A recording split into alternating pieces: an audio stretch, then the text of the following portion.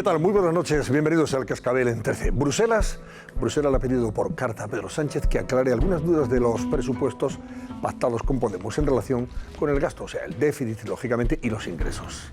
La Unión Europea no va a tumbar esos presupuestos socialpodemitas de Sánchez, pero, hombre, la carta sí que ha rebajado ese optimismo con el que ayer vendió en Bruselas la recepción de los mismos por parte de la Comisión y de Juncker, que según el gobierno parece que estaban encantados unos y otros con las cuentas del gobierno de España. Hay dudas razonables sobre el grado de cumplimiento del pacto de estabilidad y del déficit concretamente, en función de los ingresos que han calculado. En definitiva, ¿qué pasa? Pues Bruselas quiere saber dónde acaban las cuentas y dónde empiezan los cuentos de unos presupuestos que mañana, por cierto, Pablo Iglesias va a negociar en la cárcel con Oriol Junqueras, uno de los líderes golpistas en prisión preventiva, al que va a intentar convencerle para que Esquerra Republicana los apoye en el Congreso de los Diputados.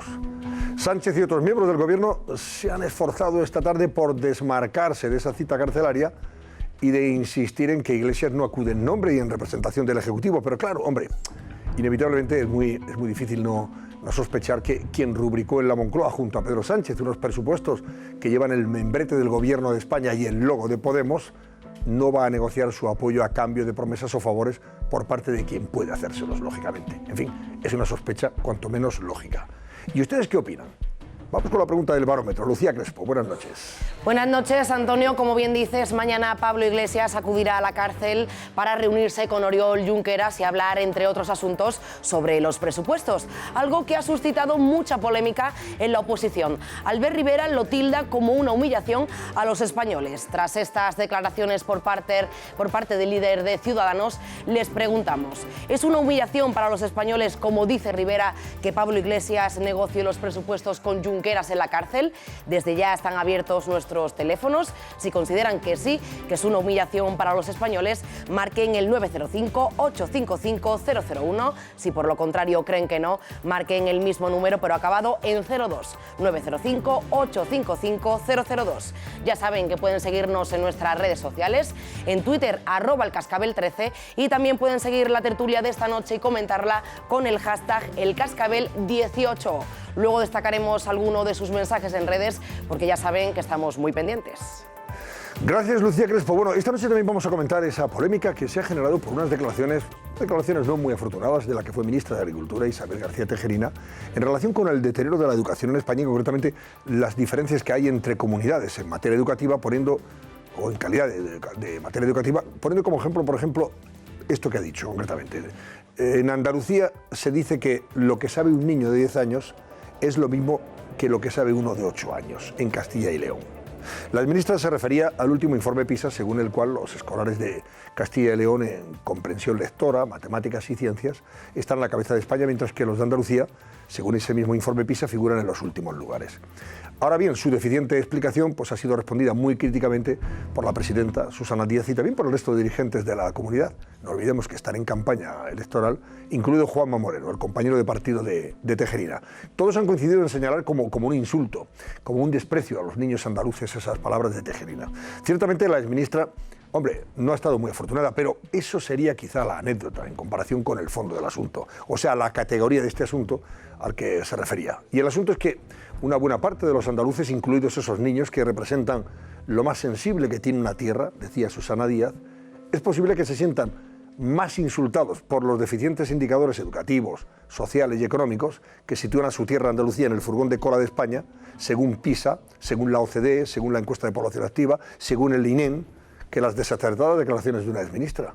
Y es muy probable que resulten más insultantes y despreciables para muchos andaluces, incluidos esos niños, los escándalos de corrupción de los ERE y que se malverse, por ejemplo, el dinero de la formación de parados con fines políticos o para pagar favores o pagar prostitutas, que esas torpes manifestaciones de una exministra sobre las diferencias en los rankings educativos de las distintas comunidades. En fin, luego vamos a comentar este asunto. Pero ahora vean un avance de otros temas que también les ofreceremos esta noche en el Cascabel. Primero critica al rey. El rey se disculpa delante del pueblo de Cataluña, discurso que amparó la violencia del 1 de octubre. Luego lo rechaza. Los catalanes no tenemos rey. Y ahora lo ridiculiza desde Suiza. El último ataque de Quim Torra a Felipe VI. Esta noche en el Cascabel. Alerta roja en la industria española. Varias multinacionales anuncian su marcha y otras podrían hacerlo en breve. ¿Por qué se van las grandes empresas de España? ¿Cuántos empleos están en juego? Todas las claves con Carlos Cuesta en El Cascabel. Bueno, ya ha pasado por los micrófonos de COPE, por el programa de Carlos Herrera, el obispo de Astorga, don Juan Antonio Menéndez Fernández, que es el responsable de la Comisión para actualizar los protocolos de lucha contra los abusos a menores y la prevención de los mismos, comisión creada por la Conferencia Episcopal Española. Entre otras cosas, por ejemplo, pues ha manifestado que un solo caso de abuso es un grito de dolor al cielo y hay que erradicarlos, lógicamente. Escúchale. Hay que colaborar, evidentemente, en todo aquello que sea requerido por la autoridad civil en justicia y en ley. Pero cuando hay un caso reciente, pues ha de comunicarse a la autoridad civil y colaborar con ella para esclarecer los hechos. Pero también hay que hacer formación permanente de las personas y también de todo el pueblo de Dios, ¿no? De manera que se respete la vida y la integridad física y sexual de los menores. Yo le deseo que no tenga usted trabajo, pero... Mucho voy a tener, me parece. Pero va a tener trabajo. Sí. Va a tener trabajo. Y delicado, además es muy escabroso esto y haremos, yo creo que haremos lo mejor posible todo, actualizado a día de hoy y de tal manera que en España pues esto lo erradiquemos totalmente, si es posible, ¿no? Porque un solo caso es un grito de dolor al cielo. Bueno, don Juan Antonio Menéndez, en esas declaraciones a Carlos Herrera en COPE también ha respondido a acusaciones sobre la supuesta ocultación de algún caso en su diócesis. Escúchenle. La víctima quiso entrevistarse conmigo y me pidió 300.000 euros fuera del proceso, evidentemente, como resarcimiento. Yo le dije que eso no podía hacerlo fuera del procedimiento. Y entonces pues dijo, bueno, pues lo haré público. Y así fue, lo hizo público y al hacerlo público pues han salido algunos otros casos que me han hecho tomar la decisión de hacer una investigación exhaustiva de todo lo que había sucedido en estos colegios y como consecuencia pues ha habido otros procesos. Por tanto, yo no encubría a nadie, todo lo contrario.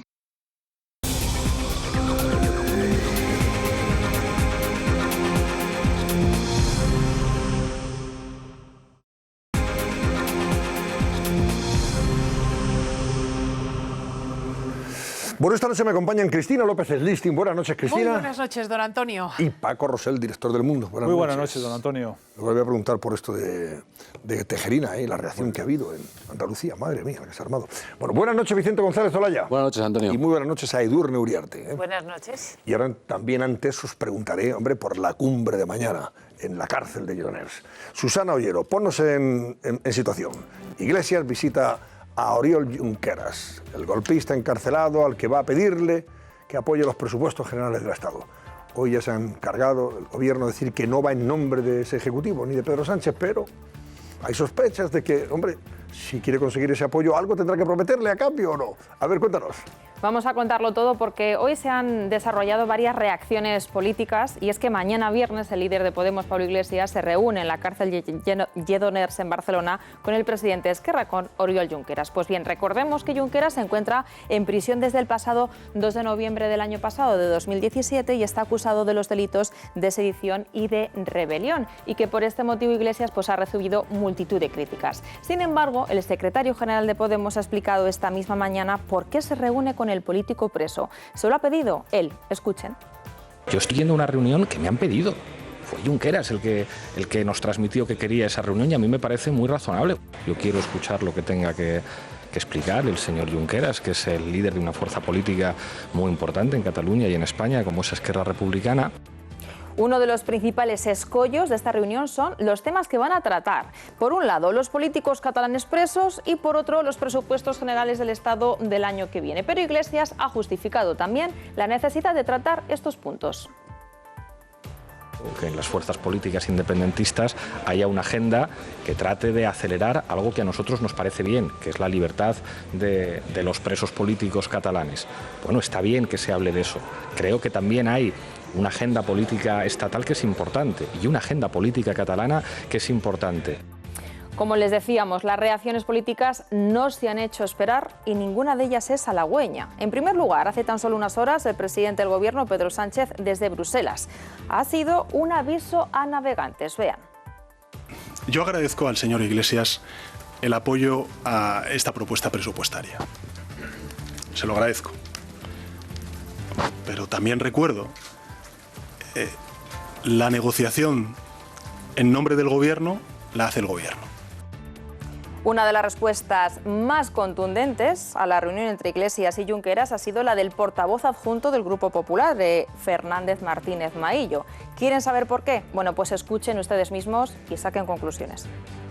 Bueno, Iglesias es un crack. Es el puto amo. Perdón por la expresión. Y ya es surrealista que en este país se negocien los presupuestos en la cárcel.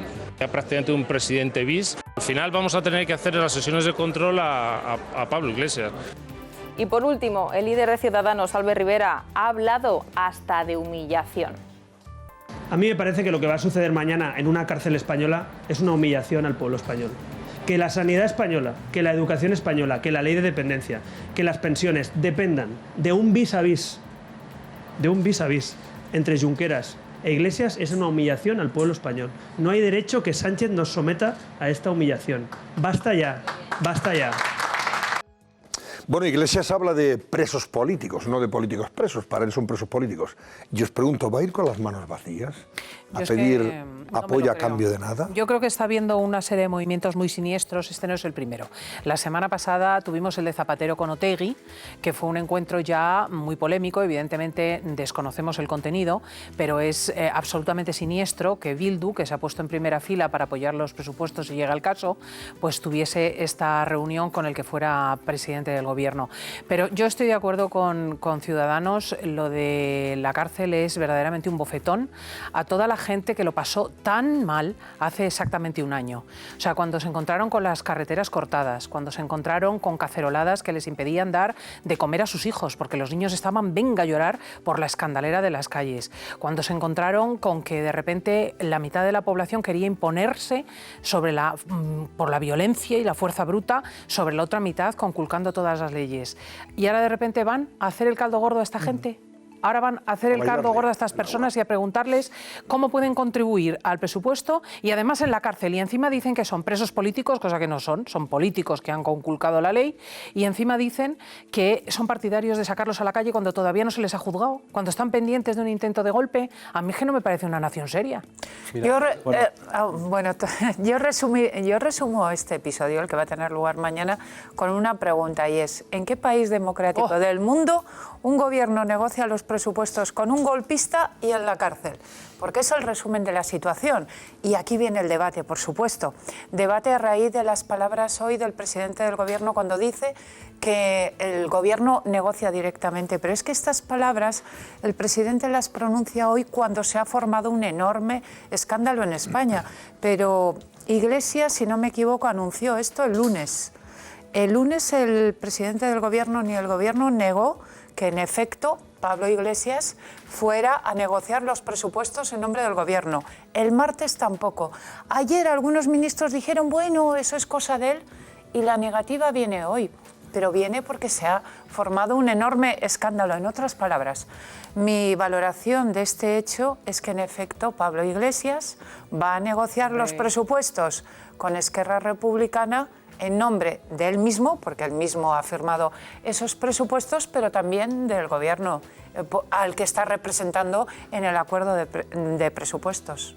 ¿Y qué le va a dar a cambio o qué le va a prometer a cambio? Esa es la otra parte, sí. A ver, bueno, no sabemos. Pues van a hablar de presos, lo mismo que han hablado Otegi y Zapatero, de presos. Yo creo que vascos. efectivamente, lo que se va a producir mañana es una auténtica afrenta a la democracia española y a los propios ciudadanos. Es decir, que se negocien los presupuestos en una cárcel a un señor que está en prisión por haber protagonizado un intento de golpe de Estado, me parece algo absolutamente inasumible por parte de ninguna democracia. ¿Por qué va el señor Iglesias ahí? Evidentemente no va de espontáneo, no va solo. Es decir, va como de la cabecilla adelantada del cogobierno que se ha constituido en España y que tuvimos una manifestación la pasada semana firmando este documento entre entre el Gobierno de la Nación, con el escudo del Gobierno de la Nación y Podemos. Ahí se esbozó un programa común.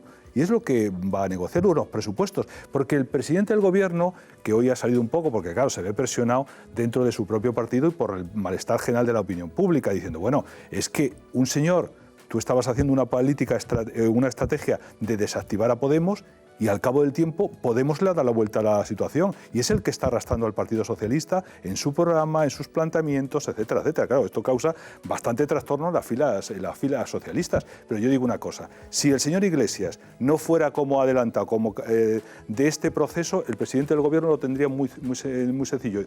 Yo no estoy dispuesto a sacar adelante unos presupuestos con unos golpistas. Pero el presidente del Gobierno es presidente del Gobierno precisamente por el voto de esos señores. Por tanto, no nos vamos a escandalizar y vamos a negar la realidad por la que se está produciendo en España. Desgraciadamente se ha consolidado el golpe que se dio en Cataluña y ese golpe, con esas mismas formaciones políticas, están condicionando y supeditando la política en España. Y ese es el drama que estamos viviendo en estos momentos y lo debemos ver con la lógica de las cosas, no tratar de paliarlas o tratar de ver lo que no es. Esa es la gravedad del momento que estamos viviendo. Sí, yo creo que Susana Ollero lo ha contado muy bien. Solamente hay dos puntos, que son los presupuestos y los políticos presos. Solamente pueden intercambiar cromos. No hay otra alternativa. O decir que no. Lo que es una vergüenza y lo que es un bochorno, y estoy de acuerdo con lo que decía Rivera, es que el Gobierno de España esté ahora mismo preso de un preso en una cárcel. Es decir, todo nuestro presupuesto, lo que España, que es la ley más importante que existe a lo largo del año, que es la ley de presupuestos, es la ley fundamental, que todo lo que España vaya a gastar en el próximo año dependa de una persona que ha violado la ley, que ha infringido la ley, que ha intentado dar un golpe de Estado, pues es, a mi entender, y lo digo desde una perspectiva de izquierdas, es un bochorno. Es algo que a cualquier persona que crea en la democracia y que crea en los valores éticos le tiene que escandalizar. No puede un gobierno, y menos con un enviado de otro partido, ir a pactar los presupuestos a una cárcel. ¿Os imagináis por un momento que la situación final del gobierno de Leopoldo Calvo Sotelo, dado un golpe de Estado por Tejero, Calvo Sotelo, para mantenerse en el poder, para salvar unos presupuestos, hubiera negociado con una fuerza política que apoyara ese golpe? ¿Lo hubierais entendido? Es algo absolutamente inasumible. Sin embargo, aquí hay fuerzas del arco parlamentario, fundamentalmente de la izquierda, que le intentan dar cierta naturalidad a esto. Sí. Y generalmente están intentando crear el clima de cultivo para que no se condene, y como eso es muy difícil que no se produzca la condena, para prepararnos para el indulto y el caldo del cultivo del indulto. Y esa es la negociación que hay en el fondo. El propio independentista lo ha dicho, es decir, ellos no lo ocultan. Aquí lo que tenemos, y lo han dicho esta misma tarde, aquí no tiene que venir el señor Iglesias, aquí tiene que el señor Pedro Sánchez tiene que llamar a la fiscal general del Estado y decirle que retire las acusaciones contra los golpistas. Pero tú sabes la gravedad que supone que este político diga que son presos políticos. Claro. Es decir, es que está hablando de que España es un Estado fascista, pues naturalmente, pero vamos a ver, en el cual meten en la cárcel a unos pobres políticos que estaban ahí tranquilamente. Vicente, es que hemos empezado porque ayer se produjo, antes de ayer, un gesto que a mí me parece que honra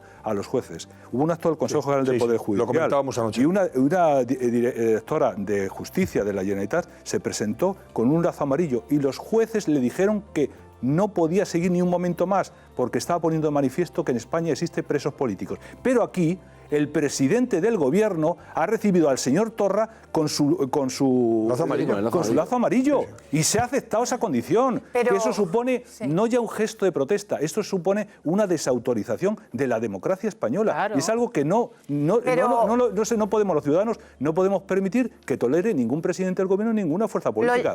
Lo llamativo es la posición del Partido Socialista y en este caso del gobierno. Que la extrema izquierda esté con el independentismo y con el golpismo independentista es lo que ha ocurrido en los 40 años de democracia. Siempre ha estado al lado del nacionalismo radical, de sus planteamientos de todo tipo. Es decir, que en este sentido Pablo Iglesias o la extrema izquierda española es fiel a sí misma, no dice nada que no haya dicho durante 40 años. Mantiene su propia coherencia. Lo sorprendente es, pero a eso voy, lo sorprendente es la posición del Partido Socialista, y yo ahí sí imagino que hay muchos votantes socialistas críticos con lo que está pasando. Es un lavado de cara, es ir a la cárcel a vamos a la primera pausa, este pobrecito señor que aparece como un osito tierno al que hay que visitar y que está siendo maltratado por nosotros. O sea, lo que nos está diciendo nuestro gobierno es: ustedes los desautorizo, y aquellas personas que hemos considerado que esto de atacar a la Constitución era absolutamente intolerable, pues somos los malos. No, él se ha puesto con los que lo han hecho hace un año. Ahora recuperaremos el asunto, porque tenemos por ahí al presidente de la Generalitat, a Torra, montando el lío en Suiza, de nuevo despotricando lógicamente contra España, como es su objetivo y misión desde que está en la Generalitat, y tendremos oportunidad de volver sobre este particular. Volvemos enseguida, no sin antes ofrecerles un consejo que Susana Ollero ha preparado para que ustedes queden muy bien. Síganla.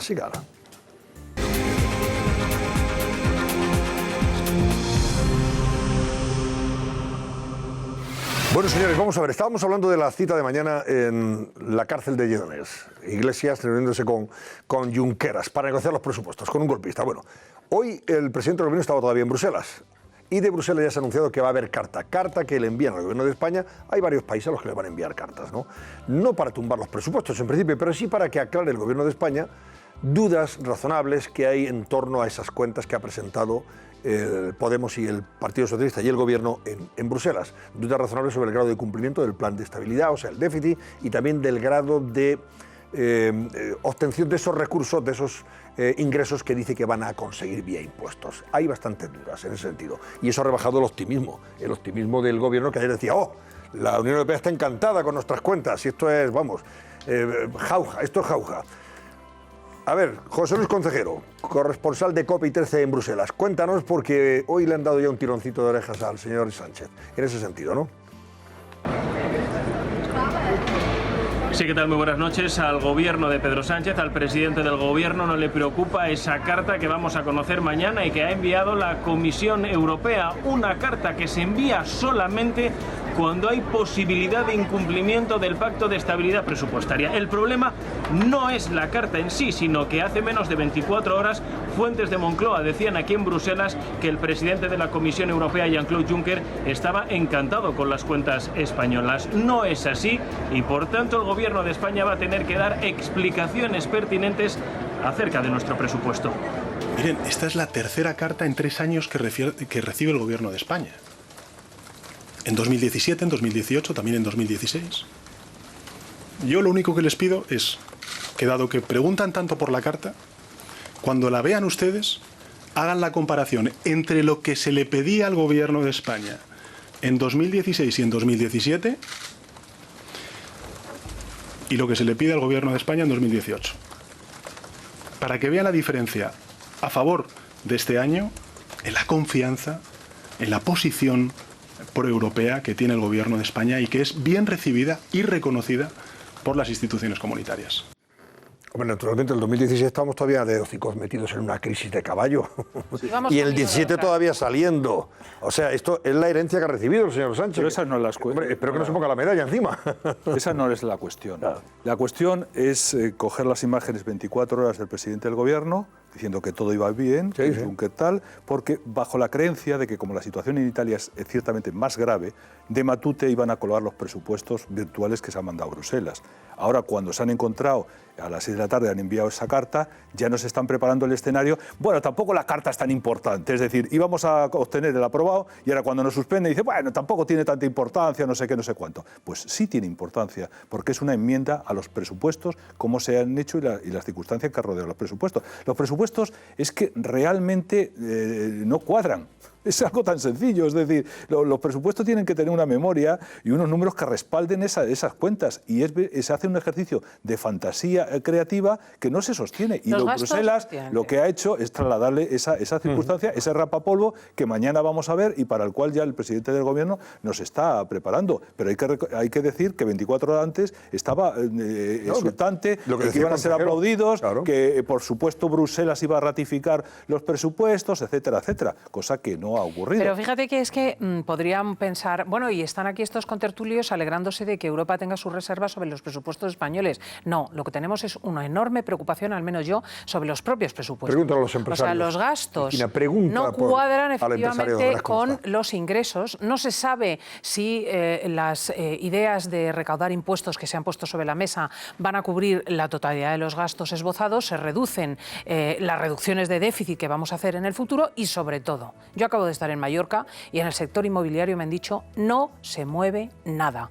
Todos los capitales están parados. ¿Por qué? Pues porque ha habido un incremento de precios del petróleo, hay un abarruntamiento general de que se acerca otra crisis y la situación del nuevo gobierno, este gobierno interino o como queramos llamarlo de España, entre Podemos y el PSOE, realmente genera una alarma extraordinaria. Entonces, ¿qué nos encontramos? Un capital retraído, no se están produciendo inversiones, se están reteniendo movimientos. Cayendo el consumo. Y ahora encima, y esto se va a agravar con el hecho de que las personas que ganan más de 140.000 euros, que son las que hacían un crucero, las que se compraban un coche nuevo, las que iban a un restaurante, los que hacían una reforma en su casa, todo eso va a dejar de hacerlo, con lo cual todo el tren del consumo se va a parar. Es que vamos de hoz y de coz a meternos en la crisis que está viniendo. Es que es preocupantísimo. Esto que señalabas, Cristina, es interesante de si nos alegramos o de una posible crítica de Bruselas, porque ha sido el debate también de estos últimos días, cuando el Partido Socialista ha criticado duramente a Pablo Casado por pedir a Bruselas que mire antipatriota por pedir a Bruselas que mire con lupa esos presupuestos y que sea igual de exigente que con gobiernos anteriores. Pero claro, es que tenemos que recordar que Bruselas es un club en la Unión Europea que formamos entre todos y que o cumplimos todos o que los demás tendrán que pagar al que incumpla o tendrán que salvar, como de hecho ocurre, al que incumpla. Y además, desde el punto de vista nacional, si este gobierno hace lo que le da la gana con los presupuestos, el gobierno que venga, que puede ser de otro partido, puede que sea del Partido Socialista, es el que va a tener que hacer nuevamente el esfuerzo con recortes, etcétera, para volver a la senda de la estabilidad. Efectivamente. Eso está claro. Pero bueno, si es que, en fin, realmente vamos a ver, si aquí no es Bruselas o no Bruselas, es que estos presupuestos no son factibles. No, vamos a ver. Aquí estos presupuestos... Hay que quedarse con la opinión de los empresarios. Es un presupuesto. Los empresarios están muy preocupados realmente si esto se materializa por lo que supone. Presupuesto para la inversión y para el empleo. Esos son unos presupuestos en un momento en que hay un enfriamiento global de la economía, no solamente de España. Ojo que... Estos son unos presupuestos claramente electorales, que son insostenibles y que van a agravar una crisis, que ya eso lo vivimos con Zapatero, es que ya lo vivimos. Todo el mundo, lógicamente, está muy contento de recibir eventualmente un cheque bebé, otra serie de circunstancias, pero eso nos llevó a una crisis, tratando de disimular que en España estaba fuera de la crisis, agravó y precipitó la crisis. Y no hemos aprendido, los gestores no han aprendido de esa situación. Y luego son unos impuestos que van certeramente a dañar a las clases medias, a todos aquellos que producen riqueza, que son realmente los que van a tributar, porque esto de las grandes fortunas es un gran engaño. Las grandes fortunas tienen una capacidad para votar con los pies, es decir, pueden irse a otra parte a tributar y pueden eludirlo. Lo que no pueden eludirlo son las rentas de trabajo, esos en ningún caso. Y ojo, se está produciendo ayer una noticia que convendría reflexionar al respecto. Una importante multinacional del aluminio, 700 trabajadores que se van a la calle. Que se van a la calle. Ese es un tema que vamos a comentar enseguida con Carlos Cuesta. Ante un problema de posible deslocalización de empresas en España si no hacemos una política adecuada precisamente de favorecer la creación de empresas y de bajar la tributación. La política la estamos haciendo justo en la dirección contraria. Pero fíjate que... Oye, eso vamos a comentarlo. Permitidme que lo hagamos después porque tenemos a Carlos Cuesta precisamente citado para que que nos ponga al corriente de ese asunto, que ya ayer comentábamos al hilo de las portadas de los periódicos de hoy, que era un asunto realmente preocupante y que debería hacernos reflexionar sobre lo que está pasando y cómo está incidiendo la situación económica en general en todo esto, o si incide de una forma muy directa o indirecta, pero en cualquier caso el mensaje que tú envías fuera no es positivo para que venga la inversión a España. ¿Decías algo, Vicente? Que vamos simplemente muy breve. Si tú aumentas la recaudación en más de 5.000 millones, el crecimiento español está cayendo, que lo reconoce el propio gobierno. Ahora, después del lío que se ha montado con los autónomos, dices que vas a bajar o vas a mantener las cuotas de autónomos, indudablemente, y si aumentan los gastos, indudablemente no pueden cuadrar las cuentas. Pongan como se pongan. Y solamente una cosa. Lo que lo hagas a martillazos. Claro, no creo que nadie en este país se alegre de que Bruselas no acepte esto. Por favor. No. Nadie. Pero es más, yo diría una cosa, aquello que potencia los presupuestos, de eso o sea, sí es tan evidente, quiero decir, todo aquello que se dispone en los presupuestos como un bien social es evidentemente bueno objetivamente. O sea, ¿quién puede estar en contra de que las personas cobren 900 euros en mano neto de salario mínimo, de que las ayudas a los dependientes se aumenten, que las personas que tienen más de 52 años y están paradas de largo plazo tengan un subsidio, que se aumenten las pagas a los funcionarios? Todo esto es objetivo. El problema es que no tenemos dinero suficiente para pagar esto. Y alguien lo tiene que decir. O sea, que es absolutamente alucinante que se estén comprando núcleos de voto. Es que se dirige el presupuesto muy directamente a personas a las que se les pide voten ustedes esta coalición si quieren que esto salga adelante el día de mañana. Insisto, parados mayores de 52 años, personas dependientes o personas familiares de dependientes, personas que vayan a jóvenes. O sea, son los grupos cautivos. Es un presupuesto propagandístico. No, por eso se ha dicho que son electorales, claro, y de 2 años. Oye, se va a un modelo económico en el que la gente sea más dependiente del gobierno, que eso es muy interesante desde el punto de vista electoral. Eso se llama clientelismo puro y duro. Vamos a ver, Irene Sanz, ¿qué ha pasado con Torra en Suiza? Que ha criticado abiertamente al rey y, por supuesto, a la democracia española, etcétera, etcétera.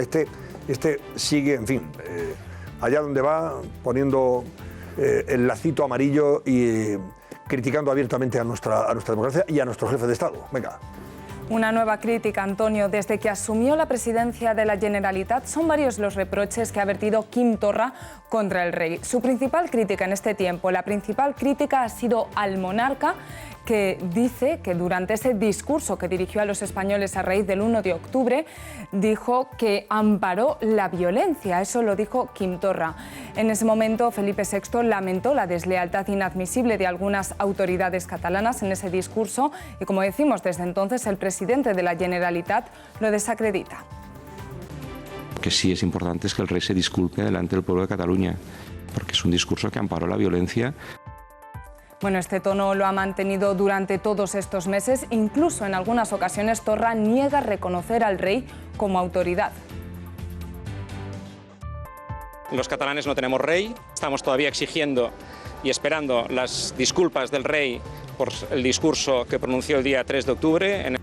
Bueno, son críticas y reproches que hemos vuelto a escuchar esta semana. Esta vez Torra se pregunta cómo podemos confiar en un gobierno que protege a un rey que, en vez de ser un árbitro, se ha comportado en el último año como un hooligan con corona. Esto lo ha dicho Quim Torra en la Universidad de Ginebra, en Suiza, durante una conferencia en la que pidió mediación internacional en el conflicto catalán.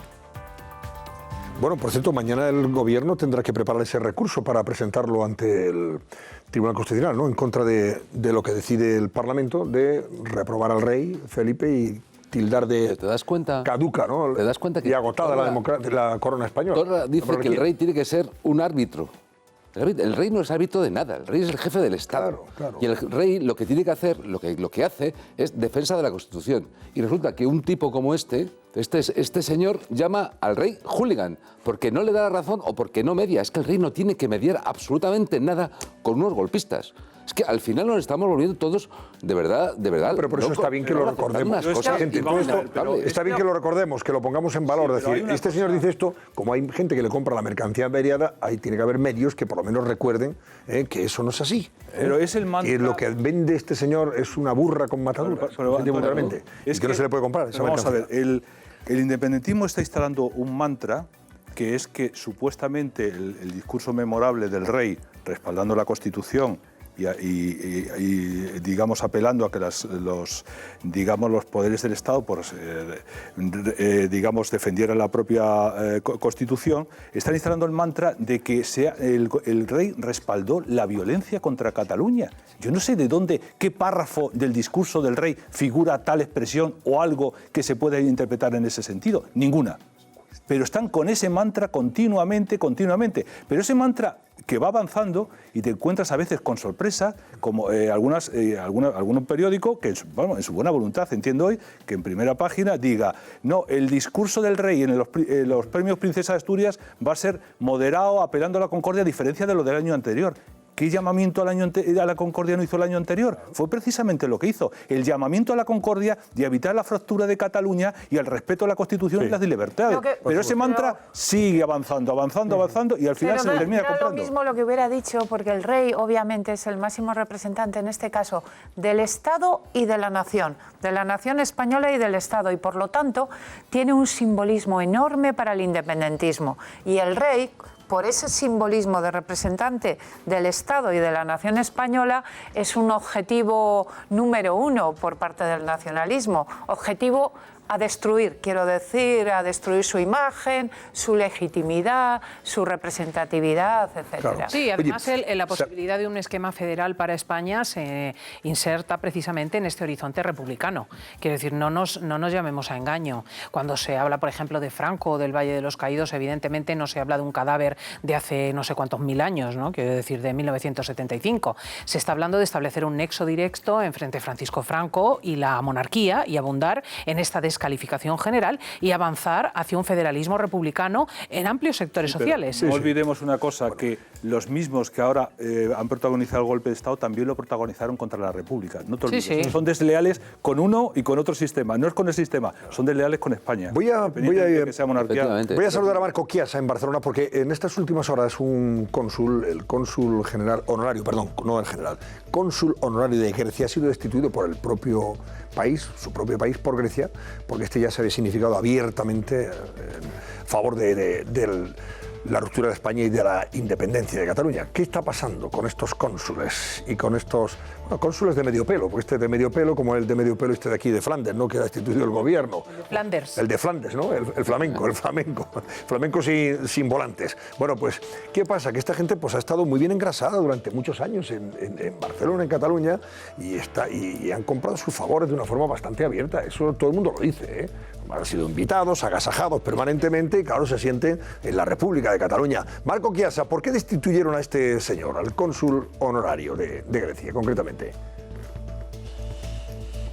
Pues Antonio, la embajada griega ya está terminando los trámites para hacer efectivo el cese. Fernando Turró es un empresario catalán de 57 años que llevaba ya 10 años ostentando este cargo. Se le recrimina haber apoyado el proceso independentista. Le vimos el diciembre del año pasado apoyando a Puigdemont en un acto en Bélgica. También le vimos en esta última diada independentista el pasado 11 de septiembre con una camiseta que vendía la ANC y sosteniendo una estelada, incluso fotografiándose con la estelada. Y a raíz de estos dos acontecimientos, la diplomática española Caridad Batalla citó al embajador griego para alertarle de que el cónsul griego en Barcelona estaba estaba agraviando la bandera española y que por tanto tenía que cesar a este hombre. Y de modo que la embajada griega ya está terminando los trámites. Es el quinto cónsul que se cesa a raíz de las vinculaciones con el proceso independentista, concretamente el primer cónsul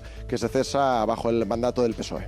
El fervorín, Marco, el fervorín separatista de todos estos diplomáticos, entre comillas, porque yo creo que este no era diplomático, claro, no son diplomáticos. Bueno, por eso digo diplomáticos entre comillas. O sea, estos señores que hacen ese papel de cónsules o de delegados del gobierno, como el flamenco, que fue destituido aquí en España, ¿a qué se debe? ¿Les tratan extraordinariamente bien? ¿Les venden la mercancía de una forma bastante consistente? ¿Qué? Bueno, pues no sé si hace 10 años, cuando entró en el cargo, ya era independentista. Lo que está claro es que asistiendo a un acto apoyando a Puigdemont y asistiendo a la diada del 11 de septiembre.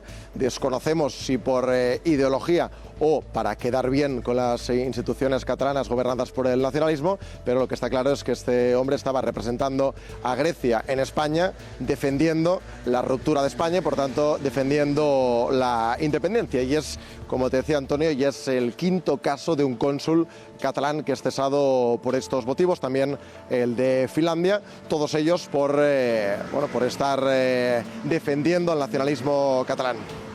Gracias, Marco. Bueno, estos sí que son hooligan, señor Torra. Estos sí que son unos hooligan, acreditados.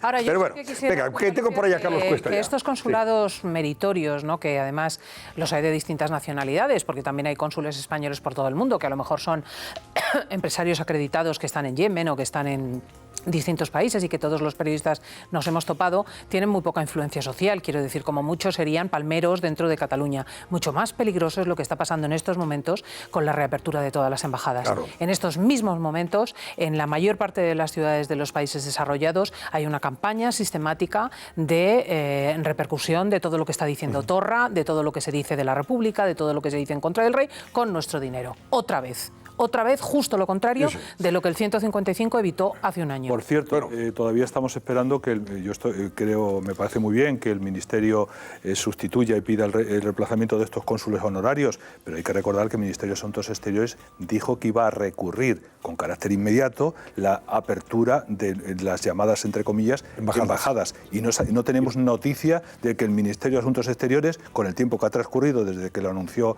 el ministro, haya tomado ninguna decisión al respecto. Pero ¿tú crees que lo iban a tolerar? Eso sí es lo importante, eso es lo importante. Exacto. Oye, vamos a ver, que Paco, decías algo con mucho criterio y con atención sobre lo que está pasando con alguna empresa. ¿Te referías concretamente a esta lumínica? Sí, exactamente. Es una empresa de fabrica aluminio en Galicia y en Asturias. Sí. Y va a cerrar y va a dejar a muchos trabajadores en la calle. La excusa que parece que ha puesto este grupo empresarial, esta multinacional, son los costes de la electricidad, que dice que no son rentables y por tanto pues se marchan. Eso suena a deslocalización. Pero ya está pasando con otras empresas. Y en unos casos también, claro, pues, ¿qué ocurre?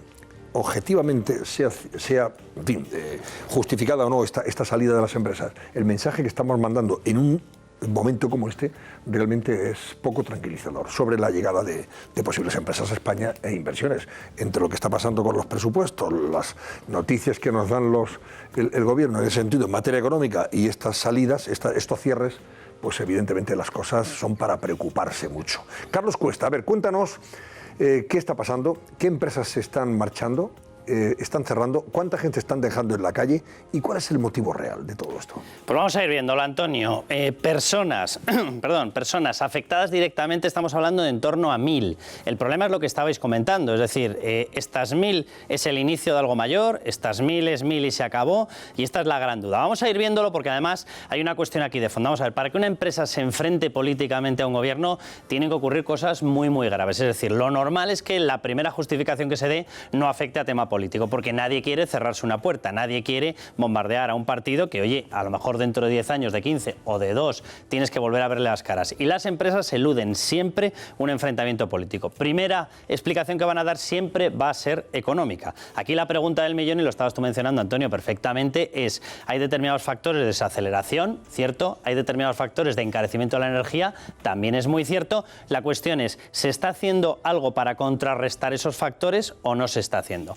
Y lo que vemos con esa carga fiscal a la que aludíamos es que se está haciendo lo contrario. Subidas del diésel, determinados impuestos adicionales mínimos para las empresas, etcétera. Pero vamos a ir repasándolo porque empieza a haber demasiados nombres. Vamos a decirlo con claridad, demasiados nombres para un inicio. Lo digo porque se estaba hablando de que esta desaceleración nos tenía que tocar dentro de un año o de año y medio, la fase más grave. Y de momento ya tenemos estos nombres. ¿Quiénes están ya anunciando que se van? Directamente hablan de deslocalización.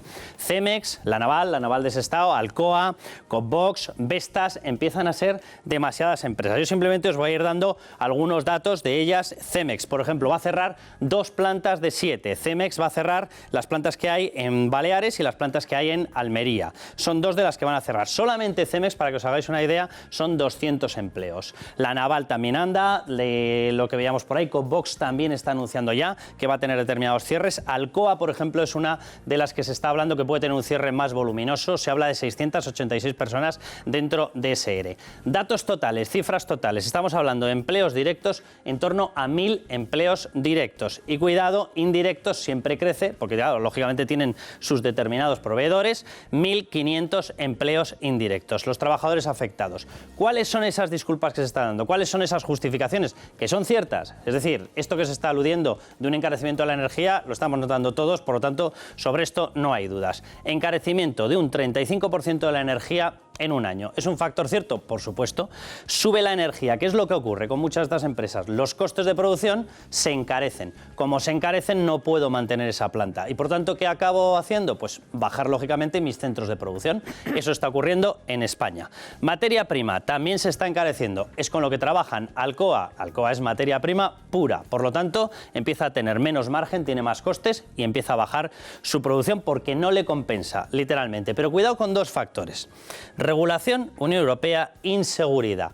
Una empresa nunca va a decir, este gobierno me produce tal, a menos que sea una cosa ya desesperada. Ocurrió con el 1 de octubre. Si no, es muy complicado que se aluda a factores políticos concretos. Regulación de la UE, ¿a qué están aludiendo? Aquí tenemos una serie de factores que están empezando a generar unos problemas de competencia muy graves con respecto a zonas, por ejemplo, Asia. ¿A qué costes se están refiriendo? ¿A qué regulaciones? Laboral, por supuesto. Cuanto más SMI, y lo voy a empezar a ligar con lo que está ocurriendo en España, cuanto más SMI, salario mínimo interprofesional, se pide, lo que ocurre es que crear un puesto de trabajo y por lo tanto tener una persona en una plantilla, tenerla en una planta de montaje, cuesta más comparativamente que ¿dónde? Que en Corea, que en Singapur, que en Malasia, que en India, que en Pakistán, y así podríamos seguir toda la noche. ¿Se piden más costes? Bueno, pues te vas distanciando más de otras plantas en las cuales se puede producir con costes mucho más bajos.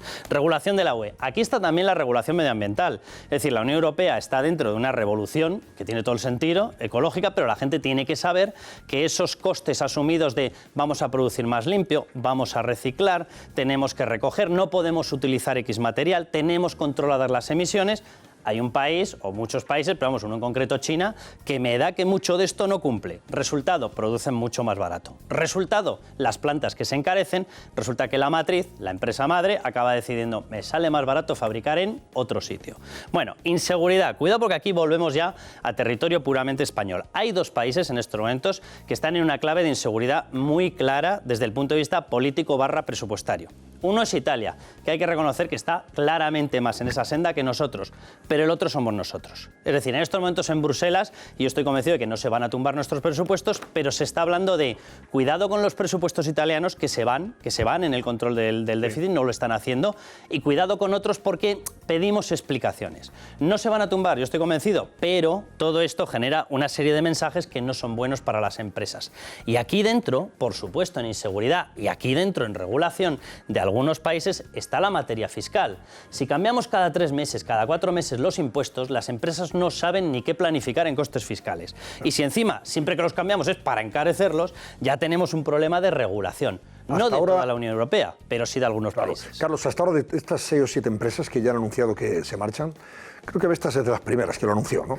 Exacto. Esta hace palas eólicas de estas, ¿no? Para los niños, etcétera, etcétera. Bueno, ¿el gobierno se ha interesado por qué está pasando esto? Porque esto lo hemos conocido en los últimos 3 meses o 4.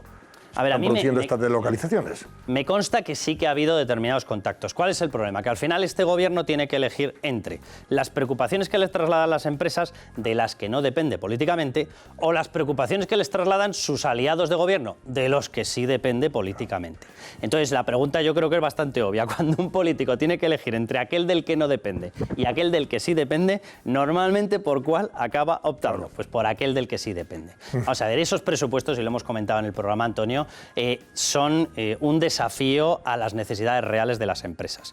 El otro día a mí me decía una empresa, IBEX 35, de las muy internacionales que tenemos y de las muy punteras, no voy a dar más datos, pero en uno de los sectores clave para España. Y lo primero que me dijo, mira, se ha metido un gravamen a los libres movimientos de fondos a través de dividendos entre matrices y filiales en el extranjero. Y me decía, Carlos, literalmente el golpe que nos arrea es brutal y esto va a tener un traslado de empleo. Y además hay otra cosa, Carlos, muchas de estas empresas su beneficio lo generan fuera y ese beneficio, felizmente, se lo traían a España, era dinero que inyectaban al sistema, o sea, a la economía española, con eso pagaban, las que son cotizadas, pagaban el dividendo de sus accionistas y ahora resulta que, ¿qué van a hacer? Dejar el dinero en origen, parece usted, para venir aquí a tributar por un dinero sobre el que ya he tributado, donde lo he generado, ¿voy a tener que seguir pagando impuestos en España? Pues Antonio, a lo mejor no pagan el dividendo en algunas empresas o lo rebajan, con lo cual ya están perjudicando a la clase media, a los que están en bolsa con poquitos ahorros. Y por supuesto, es dinero que tú detraes de la economía española. Yo entiendo. ¿Y eso en qué se traduce? En que hay menos actividad. Y si hay menos actividad, pues hay más paro. Yo entiendo, Antonio, que se crea. Sí, totalmente. Eso te lo dicen todos los empresarios. Dice, y otros en algunos casos, pues mire usted, dejo el dinero en origen, mientras que lo tenga en donde lo he generado, a mí nadie me va a tocar. Ahí lo dejamos. Yo Antonio, no llega a nuestro país. Claro, entiendo las reclamaciones sociales, todo el mundo tiene todo el derecho del mundo a pedir lo que considera justo. Pero hay una cosa que es verdad, y es que en determinados momentos, y tú lo has visto, yo no sé cuánto tiempo llevamos ya advirtiéndolo, que nos estamos metiendo en una senda de desaceleración. Hay que tener cuidado, porque estamos en una economía global, y en esa economía global tú puedes pedir lo que quieras y pensar que tienes todo el derecho del mundo, perfecto. El pequeño problema es que si te vas distanciando de los costes de producción porque los de otros países son más bajos, la empresa no va a andar con miramientos, es decir, llegará un momento en el que diga, ¿cuánto me cuesta un par de zapatos producido por usted? Va a decir 20 euros. Pues es que allí me cuesta 10. Y eso significa que puedo generar más empleo allí y que lo puedo vender más fácilmente. Claro. Bueno, ¿algo más, Carlos? Bueno, tenías ahí puesto un letrerito, he visto Ford y tubos reunidos, ¿puede ser? Efectivamente, tubos reunidos. ¿Por qué? Cuidado con esta historia, me voy a centrar sobre todo en Ford. Estas son dos empresas de las que ya se está hablando y son dos empresas que tienen una gran plantilla y el impacto de Ford en Almusafes, por ejemplo, cuidado porque estamos hablando de cosas muy serias. Pero Ford, ¿por qué estaría dudando de seguir o marcharse? A Ford le afecta prácticamente todo, más un factor específico ya del sector automóvil. Sí. Se están cambiando los tipos de modelo de producción. Los modelos de coche que conducimos todos no son los mismos que hace 10, 15 años. Cuando tú tienes un sistema muy poco flexible, también el cambio de los modelos es menos flexible en esas plantas. ¿Qué es lo que ha ocurrido? En estos momentos lo que se está vendiendo muchísimo son los SUV, los medio todoterreno, estos que no llegan a ser todoterreno, pero que nos gustan a todos. Y además se está vendiendo vehículo industrial. Dentro de esa adaptación, pues hay empresas que van por delante y hay empresas que han tenido quizás más problemas de adaptación. Y cuidado, para que nos hagamos una idea, medido en términos europeos, ¿vale? En el año 2017, ¿con cuánto acabó Ford de beneficios en toda Europa? 234 millones de euros. ¿Sabéis cuál es la cifra que lleva en estos momentos en medio año de beneficios? O mejor dicho, de no beneficios. Lleva aproximadamente unos 70 millones de euros de pérdidas conjuntas. Claro. ¿Por qué? Porque tiene unos costes regulatorios muy altos, porque los empleados le salen más caros que en otros bloques, porque Estados Unidos está bajando los precios muchísimo de los impuestos, está bajando el coste fiscal, y cuando tú comparas, resulta que te sale más caro aquí. No es un problema exclusivo de España, pero en España, con estos presupuestos, nos afecta especialmente. Ese sería un roto importante para Valencia. Fíjate, ese sería un roto. Esto no está decidido todavía, Antonio. De la Comunidad Valenciana. Esto todavía no está cerrado. Estos son miedos, sustos, noticias que empiezan a salir en prensa económica y que se empieza a hablar de que cuidado con estas dos. Y a mí la que me preocupa muchísimo, las dos, pero Ford me preocupa muchísimo. Sí, porque ahí son no sé cuántos serán, pero serán varios miles de trabajadores los que tenga Ford, ¿no? En Almusafes, claro. Sí, luego además puede ser un anuncio muy raro. Puede ser un anuncio muy raro y bastante perjudicial para España porque estamos hablando de marcas muy potentes, muy sonadas y que repercuten en imagen de España. Por supuesto. Bueno, lo que decíamos antes, claro, todo esto, la imagen que proyecta el resto del mundo y sobre todo en el capítulo económico, que tú lo que tienes que generar es confianza, mucha confianza en los inversores y también seguridad jurídica, ojo. Y aquí es que se mezcla todo, hay una mezcla un poquito de todo, ¿no? No, y sobre todo, por ejemplo, ahora que estamos hablando del tema del automóvil, ¿no? Es decir, España ha hecho un gran esfuerzo precisamente para beneficiarse de las deslocalizaciones de fábricas en otros puntos del mundo. Claro. Y sin embargo, hemos puesto en marcha una política absolutamente demagógica en las últimas semanas con el tema del diésel, con una frivolidad extraordinaria que no se venden coches que han puesto en riesgo un sector clave en la producción. Por tanto, esto tenemos que andar con muchísimo tiento. Y ojo, sin justificación ecológica. Y sabiendo que aquí estamos jugando con las cosas de comer. Pero es que fijaos además que era un dato que yo desconocía, porque evidentemente estas cuestiones técnicas o de ingeniería nos sobrepasan a los periodistas, pues es cuestión de informarse. En términos absolutos, tú podrías decir que hay algunos márgenes, digamos, de contaminación que son más elevados en el diésel, pero por el contrario, la fabricación de los motores y la liquidación de los motores a posteriori del vehículo generan muchísimas muchísima más contaminación que en el caso del no diésel, el de gasolina, de tal manera que una cosa por la otra resulta que es que contamina lo mismo. No, y aparte, claro, los motores actuales diésel contaminan casi igual que los de gasolina, no tiene sentido, o menos incluso. Sí, pero tú fíjate, por lo cual no tiene sentido, además gastar menos. Los diésel no tiene sentido todo esto. Los de hace 15 años, claro que contamina. Pero vaya usted ayudando para renovar ese parque automovilístico. El problema, pero los diésel de ahora, los motores de los últimos 4 años, pero el problema es que durante años te han vendido que el diésel era un 25% más eficiente, que podías moverte mejor y podías comprar más barato. Toda la clase trabajadora ha comprado diésel. Por supuesto, porque gasta muchísimo menos. Toda. Y de pronto te dicen, tú que eres pobre, que ganas 30.000 euros al año, no puedes acceder a determinadas ciudades y no puedes acceder a determinadas partes de tu capital.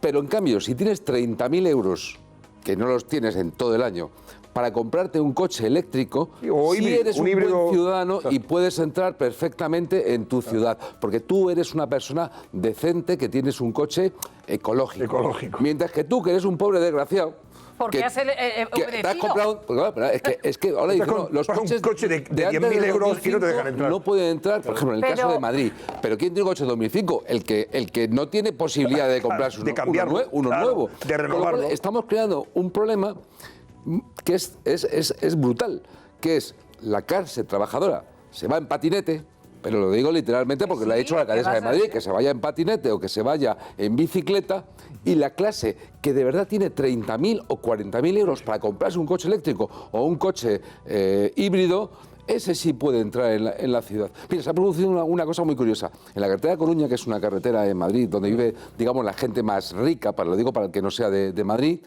el carril bus ya casi no da abasto, porque la gente que tiene dinero se está comprando coches híbridos y coches eléctricos para entrar en la ciudad. Claro, mientras que el pobre chaval que vive de alquiler en el pueblo, pues claro, se tiene que meter en atasco, que ese sí contamina, porque está, en vez de tardar una hora, y luego no lo dejan entrar, encima, porque no puede aparcar. Ese es el anticologista. Ese tiene que ir en, no puede aparcar. patinete. Vuestra reflexión añado un comentario a todo esto. Pero es verdad, Vuestras reflexiones y el análisis de Carlos Cuesta y los análisis de todos los economistas sobre la situación económica, a mí ahora me hacen pensar en algo que ocurría hace solo 5 o 6 meses.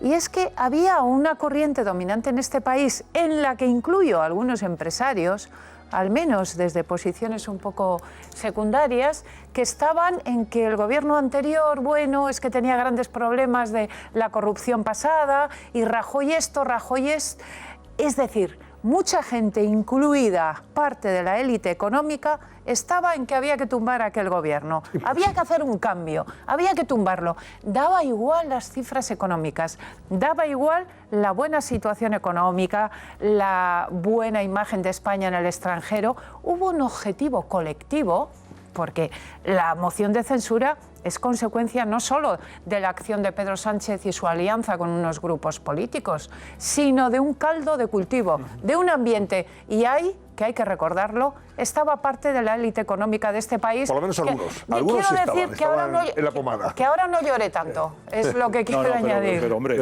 no, que no llore tanto, hombre. Vamos a ver, hay que asumir responsabilidades. Es que yo sé la telenovela esta que los ricos también lloran, pero esto es un problema fundamentalmente de clases medias y clases trabajadoras a los que le va a afectar de manera, en los términos que ha explicado Vicente, y los impuestos que van a pagar. Claro, por supuesto, estoy de acuerdo, pero hay que exigir responsabilidades a los ricos que también contribuyeron al caldo de cultivo y que ahora lloran. Vamos a ver, que no lloren. Tienen que exigir responsabilidades al señor Rajoy, que no hizo política y que tomó determinación en el ámbito político equivocados también. Es decir, eso también hay que decirlo. El señor, y si hubiera tomado decisiones en el ámbito político, pues a lo mejor no hubiéramos llegado a esa situación. Sí, pero es que estamos hablando ahora mismo de la situación económica de España.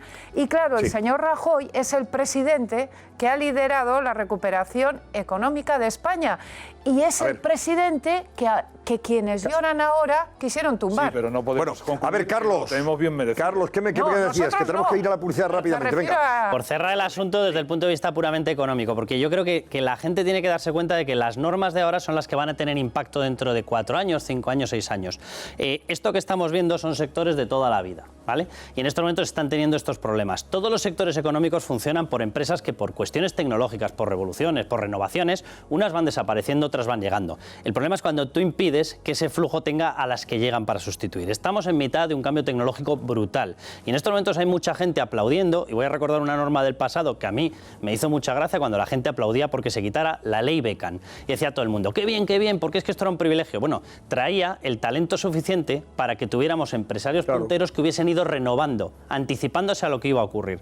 En estos momentos la gente está aplaudiendo y diciendo qué bien que se le suben los impuestos a los de más de 300.000, qué bien que a las empresas que tienen más beneficios se las castiga. Bueno, cada uno que piense lo que quiera, pero normalmente esa gente que es el talento es el que te suele traer la regeneración y la renovación de esos sectores empresariales. Y en estos momentos estamos en un cambio brutal, en el que van a llegar muchas empresas tecnológicas. ¿Bombardeamos la llegada de empresas? ¿Bombardeamos la llegada de talento? Hablaremos, Antonio, dentro de 4 o 5 años, porque seguro que alguno lo acaba lamentando. Así es. Gracias, Carlos Cuesta. Venga, nos vamos a la publicidad y enseguida saludamos a Ángel Expósito, que está ya recorriendo los pasillos y escaleras de esta casa para acercarse y contarnos sus claves, las de hoy de la linterna. Hasta ahora mismo, no se lo pierdan.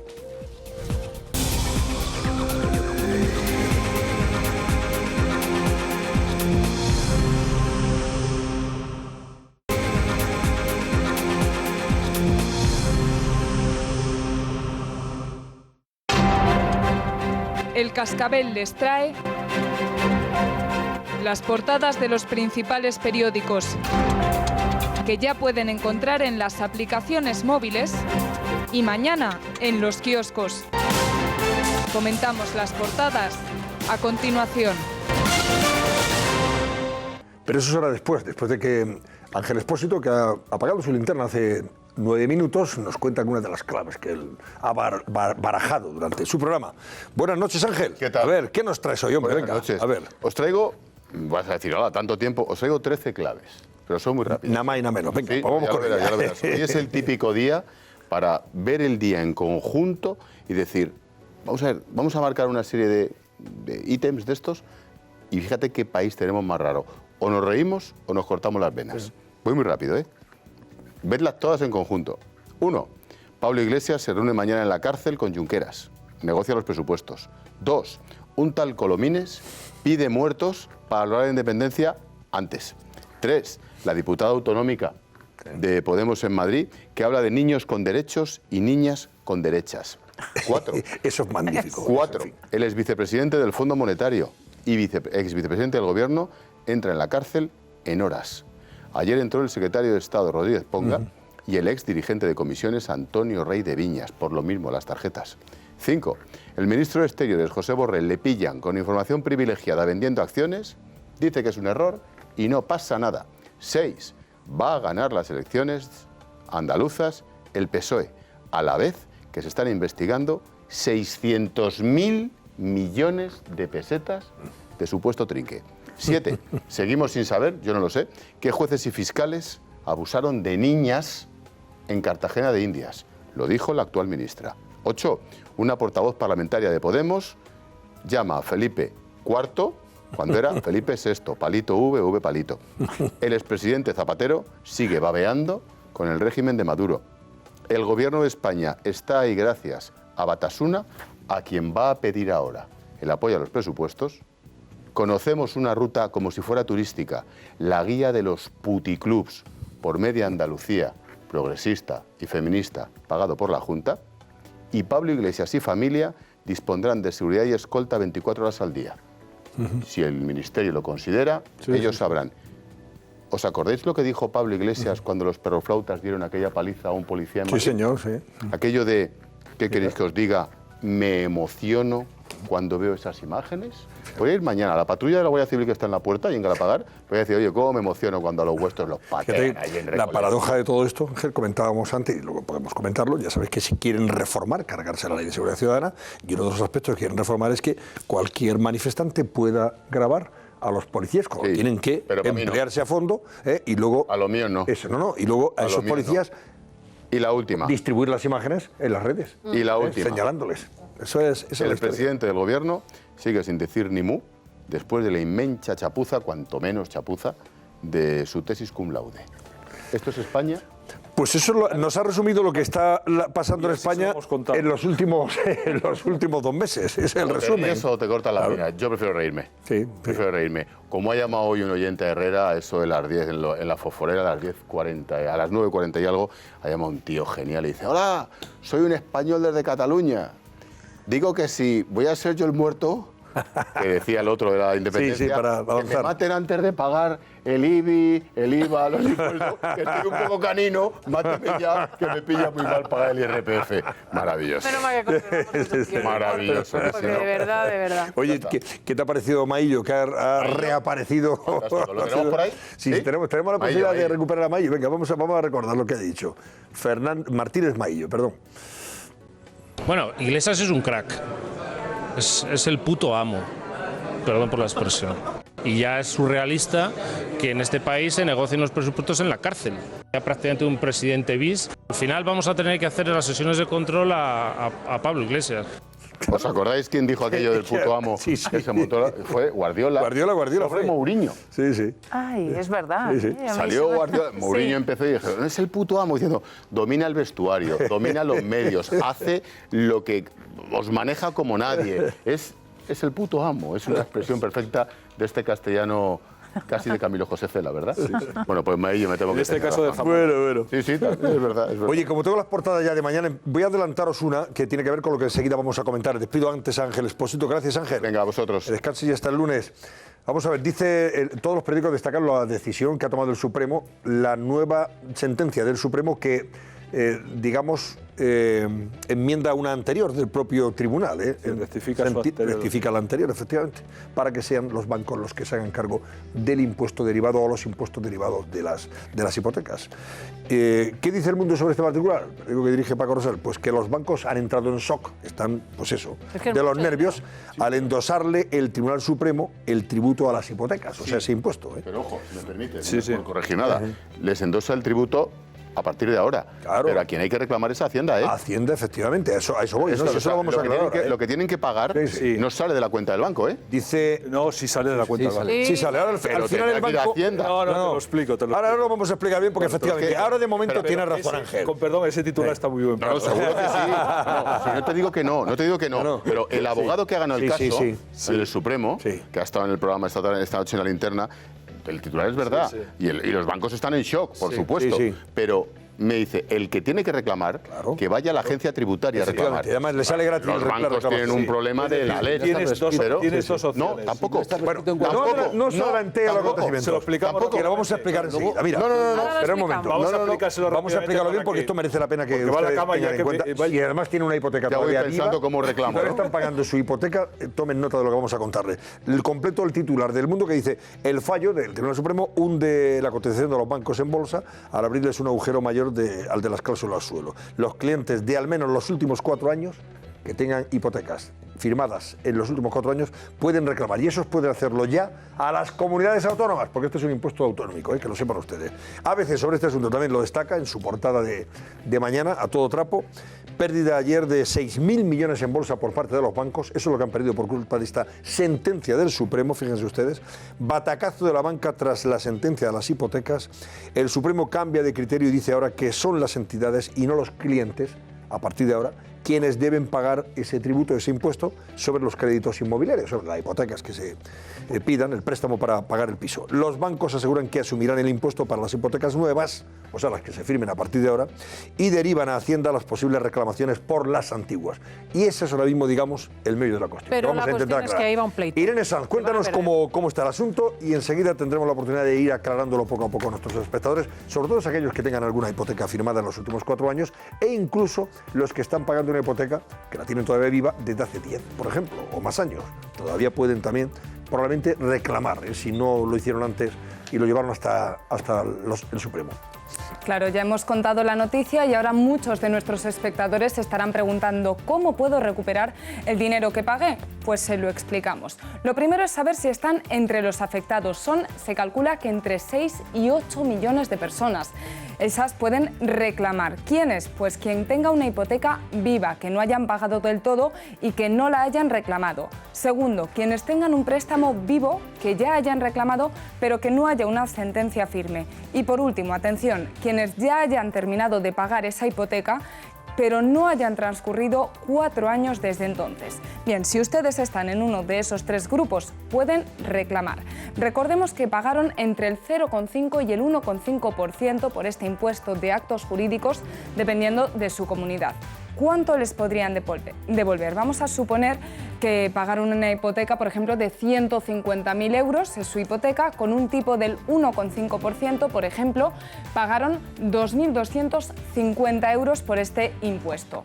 También tuvieron que pagar por el notario, por la inscripción en el registro de la propiedad, por la gestora, por la tasación. Bueno, pues por todas estas cosas pueden exigir que se lo reintegren. También necesitarán presentar 3 documentos: la factura del notario, también el recibo del impuesto de actos jurídicos y el recibo del registro de la propiedad. Esta es la sentencia, Antonio. Ahora está por ver cómo se interpreta. Bueno, pues luego vamos a hablar con el abogado Joaquín Moekel, que fue el primero que nos abrió la puerta a esta posibilidad, el primero que comentó precisamente en este programa hace un año que esto iba a pasar, que el Supremo se iba a hacer cargo del asunto y que el Supremo iba a fallar en la dirección que lo ha hecho. Que sean los bancos los que paguen los impuestos derivados, los actos jurídicos documentados, impuestos derivados de la concesión de una hipoteca. ¿Qué pasa? Que es un impuesto efectivamente autonómico. En Madrid, por ejemplo, se paga un 0,5% del total del dinero que te presta el banco. Y pagas un 0,5%. En Andalucía, por ejemplo, en Aragón, se paga hasta el 1,5% del total. O sea, que hagan ustedes el cálculo. Si pidieron un crédito de 150.000 euros o 100.000 euros o 200.000, pues pagan más en Andalucía y en Aragón que en Madrid, evidentemente. Pero luego son están cantidades grandes. los gastos de notaría, de registros, de gestoría, tasación, etcétera, etcétera. ¿Y ahora qué pasa? Según se dice, y espero que no sé si vosotros tenéis algún comentario o criterio distinto, si usted, según las organizaciones de consumidores, si usted tiene una hipoteca que ha firmado hace 4 años, de hace 4 años para acá, pues puede ir directamente a reclamar a su comunidad autónoma para que esta comunidad autónoma le dé el dinerito que le ha, digamos, bueno, pues, en fin, le ha cobrado. Que usted en función de ese impuesto, que usted ha pagado religiosamente. Y entonces esa comunidad tiene que hacerlo. Y luego esa comunidad, ¿qué va a hacer? Pues reclamárselo al banco que concedió la hipoteca. Los bancos van a ser paganos de esta situación, pase lo que pase. Pero de momento la devolución te la tiene que hacer probablemente Hacienda. Si son 4 años, Antonio. Si son 4 años. Y si es más tiempo, tiene que ir directamente al banco. Al banco. Y ya pleitear con el banco, ojo, y pleitear con el banco. Exactamente. En principio tenemos que conocer los pormenores de la aplicación de esa sentencia, pero la sentencia puede abarcar, es decir, no fija, digamos, años de aplicación. Por tanto, si solamente has transcurrido 4 años, puedes ir a Hacienda. Si no, tienes que ir directamente al banco. Y en el caso primero, Hacienda repercute a su vez a los bancos. Es decir, los bancos van a tener que pagar de una u otra manera. Y eso explica el shock que se ha producido en los bancos y la caída en bolsa, que ha sido absolutamente espectacular, con un agravante que es después de el segundo palo grave que se lleva a los bancos en un momento en el que tienen problemas porque cada vez los sistemas de control pues hacen que los bancos estén con menos capacidad de maniobra. Y en un momento en que el Estado, o sea, el gobierno, perdón, les va también a subir la presión fiscal. Y esto va a tener de los intereses que tengan fuera de España, aquellos que tienen una repercusión posterior, que los bancos van a dar menos facilidades a la hora de concesión de hipotecas. Y más caro. Ahora ya te encarecerán lógicamente el crédito. Bueno, y luego te encarecerán los costes de todo tipo, porque de algún lado tienen que sacar ese dinero.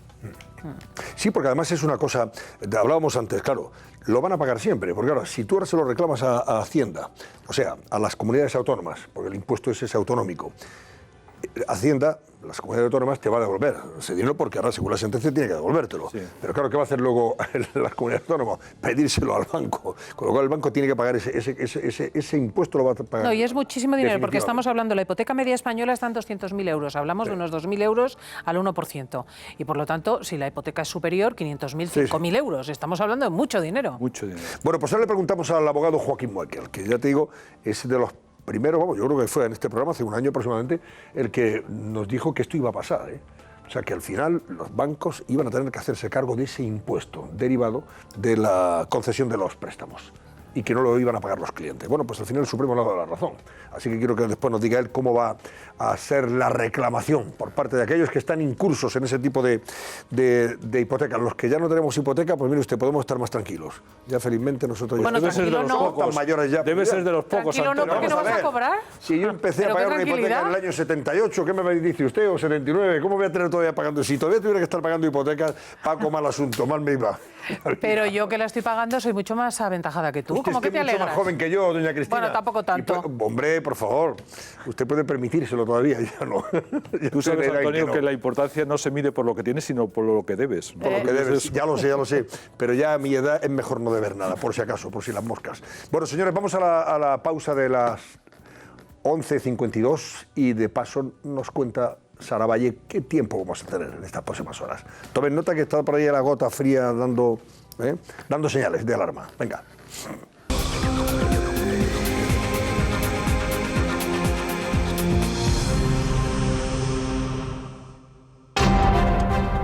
El Cascabel les trae las portadas de los principales periódicos que ya pueden encontrar en las aplicaciones móviles y mañana en los kioscos. Comentamos las portadas a continuación. Bueno, pues ven ustedes cómo enfocan este asunto, que es el que manda en las portadas de los diarios de mañana. Dentro de eso, un minuto son ya las 12 y estamos en la medianoche, por tanto ya en el viernes. 5 días, los periódicos económicos lo llevan a todo trapo, lógicamente, y dicen las hipotecas se van a encarecer tras la sentencia del Supremo. O sea que acceder a un crédito hipotecario va a ser más caro para aquel que lo pida. Los jueces dictan que es el banco y no el cliente el que debe pagar el impuesto de actos jurídicos documentados. Las entidades repercutirán el mayor coste con comisiones y un diferencial más elevado, por tanto. ¿Qué ha pasado en la bolsa? Pues que los bancos se han desplomado y han perdido 6.000 millones de valor en el día de hoy. Y sobre los pleitos que se van a presentar ahora mismo, dice 5 días, que hay discrepancias entre los expertos sobre la aplicación del fallo. A ver a ver si esto Joaquín Moekel, después el abogado Moekel, nos lo aclara. El economista.es dice que las hipotecas amenazan con quitar 6.400 millones del beneficio bancario. La sentencia del Supremo se llevaría la mitad de los resultados del sector y el fallo abre una ola de demandas hasta para préstamos ya amortizados. Y todo esto ha dejado al IBEX al borde de mínimos, Al desplomarse la banca, pues el IBEX se ha pegado un batacazo importantísimo. Los periódicos generalistas también destacan en sus páginas este asunto, como hemos visto antes. La Vanguardia: los bancos deberán pagar el impuesto de las hipotecas. El Supremo cambia de criterio y dicta que el gravamen no recaiga en los clientes, sino que lo paguen los bancos. La medida puede costar 4.000 millones a la banca, que ha caído en bolsa. O El Mundo, que ha dicho, le hemos leído ya ese titular: los bancos en shock al endosarle el Tribunal Supremo el tributo a las hipotecas. El fallo hunde su cotización al abrirles un agujero mayor al de las cláusulas suelo. Los clientes de al menos los últimos 4 años, los que tengan hipotecas de los últimos 4 años, ya pueden reclamar. Parece ser que sería en las comunidades autónomas, porque este será un impuesto autonómico y por tanto tienen que reclamarlo ahí. Y luego ya las comunidades autónomas seguramente se lo van a reclamar a los bancos, claro. ABC, por su parte, dice que batacazo de la banca tras la sentencia de las hipotecas. Perdieron ayer en bolsa 6.000 millones de euros. El Supremo cambia de criterio y dice ahora que son las entidades y no los clientes quienes deben pagar el tributo sobre los créditos inmobiliarios. Y los bancos aseguran que asumirán el impuesto para las hipotecas nuevas y derivan a Hacienda las posibles reclamaciones por las antiguas, por lo menos de los últimos 4 años. También La Razón destaca que el Tribunal Supremo ordena que los bancos paguen el impuesto de las hipotecas. La banca del IBEX pierde más de 5.000 millones tras la sentencia. Ese es el titular de La Razón en relación con este asunto, y también a todo trapo El País nos dice en su portada que la banca tendrá que asumir el impuesto de las hipotecas.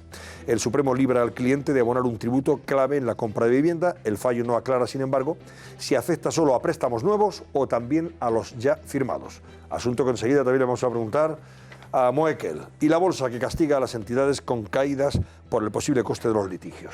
Bueno, Joaquín Moekel, letrado, buenas noches, hombre. Muy buenas noches, don Antonio. Bueno, usted ya nos advirtió hace un año que esto se iba a producir, ¿eh? O sea, fue usted, y no lo miró en ninguna bola de cristal.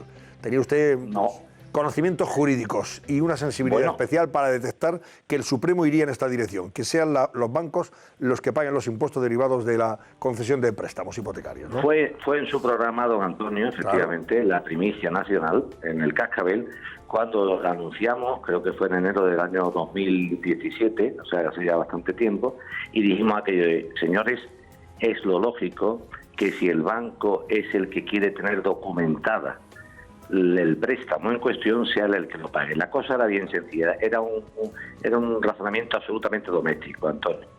Si yo le pido un préstamo a un banco, efectivamente el beneficiario del préstamo soy yo, no cabe duda. Pero como beneficiario del préstamo que soy, lo que le pago al banco son los intereses. Ahora bien, si usted por prestarme un dinero quiere tenerlo documentado, y no solamente documentado, sino garantizado con una garantía real, inscribible en el registro, ¿cuál es la garantía hipotecaria? Esa garantía que exige usted, que le beneficia a usted, páguela a usted. Claro, porque en caso de que no pueda hacer frente a la hipoteca el señor que ha recibido el crédito, es evidente que el banco tiene ese papel documentado, ese papel oficial para reclamar el dinero prestado. Sí, pero que además, Antonio, no es solamente que tenga un papel documentado para reclamar, sino que tener una garantía hipotecaria le beneficia al banco, porque desde un punto de vista procesal, en los tribunales, tiene unos procedimientos especiales que son los procedimientos de ejecución hipotecaria. O sea, que tener una garantía hipotecaria en una escritura e inscrita le facilita a los acreedores, en este caso a los bancos, el no tener que ir a un pleito normal, sino un pleito muy especial que se llama de ejecución hipotecaria. Por lo tanto, es absolutamente claro que es el banco el beneficiario de tener esa garantía. Y por ende, es absolutamente claro que debe ser él el que exige esa garantía y al que le beneficia el que pague ese tributo del acto jurídico documentado. Pero es más, Antonio, se ha producido una cosa en España muy interesante, que es que la Sala Tercera del Tribunal Supremo ha seguido los consejos de la Sala Primera, que es lo que explicamos en tu programa hace más de un año, cuando anunciamos una sentencia de la Sala Primera de lo Civil de diciembre de 2015. O sea, la Sala Primera ya dijo en su momento que lo lógico era que satisfaciera el banco ese acto jurídico. Y la Sala Tercera no lo compartía. Me alegro muchísimo por la sentencia de hoy, porque se ha llevado el sentido común y además se ha demostrado que entre las salas del Supremo no hay esas guerras de poder que existían antes entre la tercera y la primera, entre una y otra, sino la sala tercera, que se dedica a temas contenciosos, entre ellos los tributarios, no ha tenido ningún problema en reconocer esos consejos o esas indicaciones que los otros magistrados del Supremo, que son tan magistrados del Supremo como ellos, decían. Bueno, pero ahora lo importante, Joaquín, entonces, una vez que ya tenemos la sentencia, hay que aclarar esto en qué se traduce o se va a traducir. Porque, por ejemplo, leía antes los titulares de los diarios de hoy, que es la noticia realmente que destacan todos, por encima de cualquier otra, y dice, por ejemplo, El País que el fallo no aclara si afecta solo a préstamos nuevos, o sea, a los que vayan a prestarse a partir de ahora, o también a los ya firmados. O sea, que eso no está aclarado. A lo mejor tenemos una segunda parte de la sentencia y dice, oiga, esto es a partir de ahora. Lo pasado, pasado está. Antonio, espero y deseo que el Tribunal Supremo, en este caso, y lo digo con todo el respeto que me merece nuestro más alto tribunal, no haga el ridículo, como lo hizo con las cláusulas suelo, que dijo aquello de sí pero no. O sea, es nulo, pero nulo desde ahora. Y llegó el Tribunal Europeo y le dijo al Tribunal Supremo Español que una cosa que es nula no ha existido. Si el Tribunal Supremo de la Sala Tercera declara nulo, por contrario a derecho, un precepto, en este caso del reglamento del impuesto, no existe. Y si no existe ese cuestión, puede tener efectos a partir de ahora o no. Pero ojo al parche. Lo que sería absolutamente vergonzante sería que la banca se mofara del Tribunal Supremo y de los ciudadanos de este país. Porque si ahora dice la banca, oiga, como sé que tengo que asumir yo el gasto del impuesto de AJD, llamado Actos Jurídicos Documentados, no se preocupe, señor, que lo que yo tenga que pagar por un lado se lo cobra usted por otro. Eso no sería justo. Lo que tendremos que decirle a la banca es, usted tiene que ganar los intereses, usted tiene que ganar sus comisiones de apertura, sus comisiones, sus intereses de demora si no se paga, pero oiga, en el negocio todos tenemos que participar, no solamente el cliente. O sea, que las cuentas de resultados bancarias Yo no quiero hacerle ningún agujero a la banca, no es mi deseo, pero sí también que si hay que ganar un poquito menos con los intereses que pagamos los clientes, las hipotecas, los que los tengamos, y yo la tengo, ya está bien. O sea, yo pago los intereses, la comisión de apertura, la tasación, pero mire usted en este negocio que es de usted también, colabore usted un poquito, no le ponga usted todos los gastos al cliente. Bueno, una cosa más, Joaquín, entonces, se ha dicho, y dime si hay alguna discrepancia sobre el particular, se está diciendo por parte de las organizaciones de consumidores y de atención a los clientes bancarios que si tienen una hipoteca firmada en los últimos 4 años, que pueden ya reclamar, y además no les cuesta un euro, no tienen que hacerlo vía abogado de turno, no, lo pueden hacer directamente en las comunidades autónomas, dado que este impuesto es autonómico. Y entonces eso, los que tienen una hipoteca en los últimos 4 años, directamente a las comunidades, para que las comunidades les reviertan el impuesto, o sea, el dinero cobrado en su día con sus correspondientes intereses. Y si la hipoteca es anterior a los últimos 4 años, pero está viva, como el caso, por ejemplo, de Cristina López del Listing, que la firmó en el año 2008, o sea, tiene todavía su hipoteca, está pagando su crédito hipotecario, ya tiene que hacerlo a través del banco. Pedirlo al banco y luego ya, me imagino que a pleitear, supongo yo. ¿Es así o no es así? ¿Cómo lo ves? Esto abre una brecha, Antonio, que es complicada. Efectivamente, el dies a quo para contar es la fecha de la publicación de la sentencia que declara no ajustado a derecho ese precepto del reglamento. Ahora bien, si yo resulta que me voy automáticamente a la comunidad autónoma en cuestión, que es la que ha cobrado el impuesto, porque cuando yo le declamo al banco, el banco me va a decir aquello de: oiga, señor Muekel, oiga, señora Stirling, yo no le he cobrado a usted nada. Aquí el banco le ha cobrado esto a la Comunidad Autónoma de Madrid, la Comunidad Autónoma de Andalucía o la Comunidad Autónoma de la región de Murcia. Dicho lo anterior, si esto se hace así, que sería contrario a cualquier principio de economía procedimental, podríamos hacerle un agujero a las arcas públicas. ¿Por qué? Porque cuando yo le pida la devolución del impuesto por ingreso indebido a una comunidad autónoma, Antonio, y me empiece la devolución, que tarda un tiempo, cuando esa comunidad autónoma intente reclamarle la cantidad al banco, que es realmente el sujeto pasivo, puede ser que hayan pasado los 4 años de prescripción del impuesto y entonces parezca que yo sí pueda recuperar mi dinero, pero cuando el banco inste al banco a pagar el impuesto, alegue el banco aquello de: señor, esto está prescrito para mí. No sé, vamos a ver. Si, ¿tú crees que va a haber una segunda parte de la sentencia? ¿Va a haber alguna? Que esto se va a aclarar en otra sentencia que diga: oiga, esto hay que entenderlo. Antonio, Antonio, yo desearía, Antonio, que no existiera, pero como te decía antes, este país ya ha asistido a una pequeña situación muy desagradable desde un punto de vista jurídico. Fue la sentencia de la Sala Primera de las cláusulas suelo. Acuérdate que para no hacer un agujero a la banca se dijo aquello de sí pero no. Era aquello de la mujer está un poco embarazada. Y ya lo explicamos en tu programa, que desde un punto de vista jurídico, o la mujer está embarazada o no está embarazada. Lo que no se está es un poco embarazada. Entonces, ¿una norma es nula o no es nula? Lo que no se puede decir es: oiga, la cláusula suelo es nula, pero desde el año tal, desde que yo dicto la sentencia, y llegó un tribunal europeo a corregir a todo un tribunal supremo de España diciendo que eso no puede ser, que eso era una especie de pasteleo. Yo espero y deseo que, como se ha puesto el sentido común, aunque sea al menos común de los sentidos, automáticamente, por un principio de economía procedimental, lo lógico sería que fuera el banco el que reintegrara el gasto, porque en el fondo, si yo le pido a la comunidad autónoma que me lo devuelva y después la comunidad autónoma se lo pide al banco, estamos haciendo un papeleo de ida y de vuelta. Y esto no tiene ningún sentido. Por un principio de economía procedimental, si el banco es el sujeto pasivo del impuesto y lo he sufragado yo, quédese la comunidad autónoma con el dinero y deme usted, banco, el dinero que he pagado por usted. Sería un pago realizado por tercero.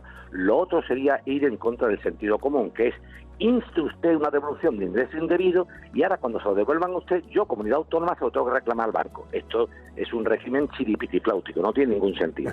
Y en los procedimientos contenciosos y en cualquier procedimiento judicial hay un principio jurídico que es el principio de economía procedimental, por el cual se intenta no dar cantes de ida y de vuelta.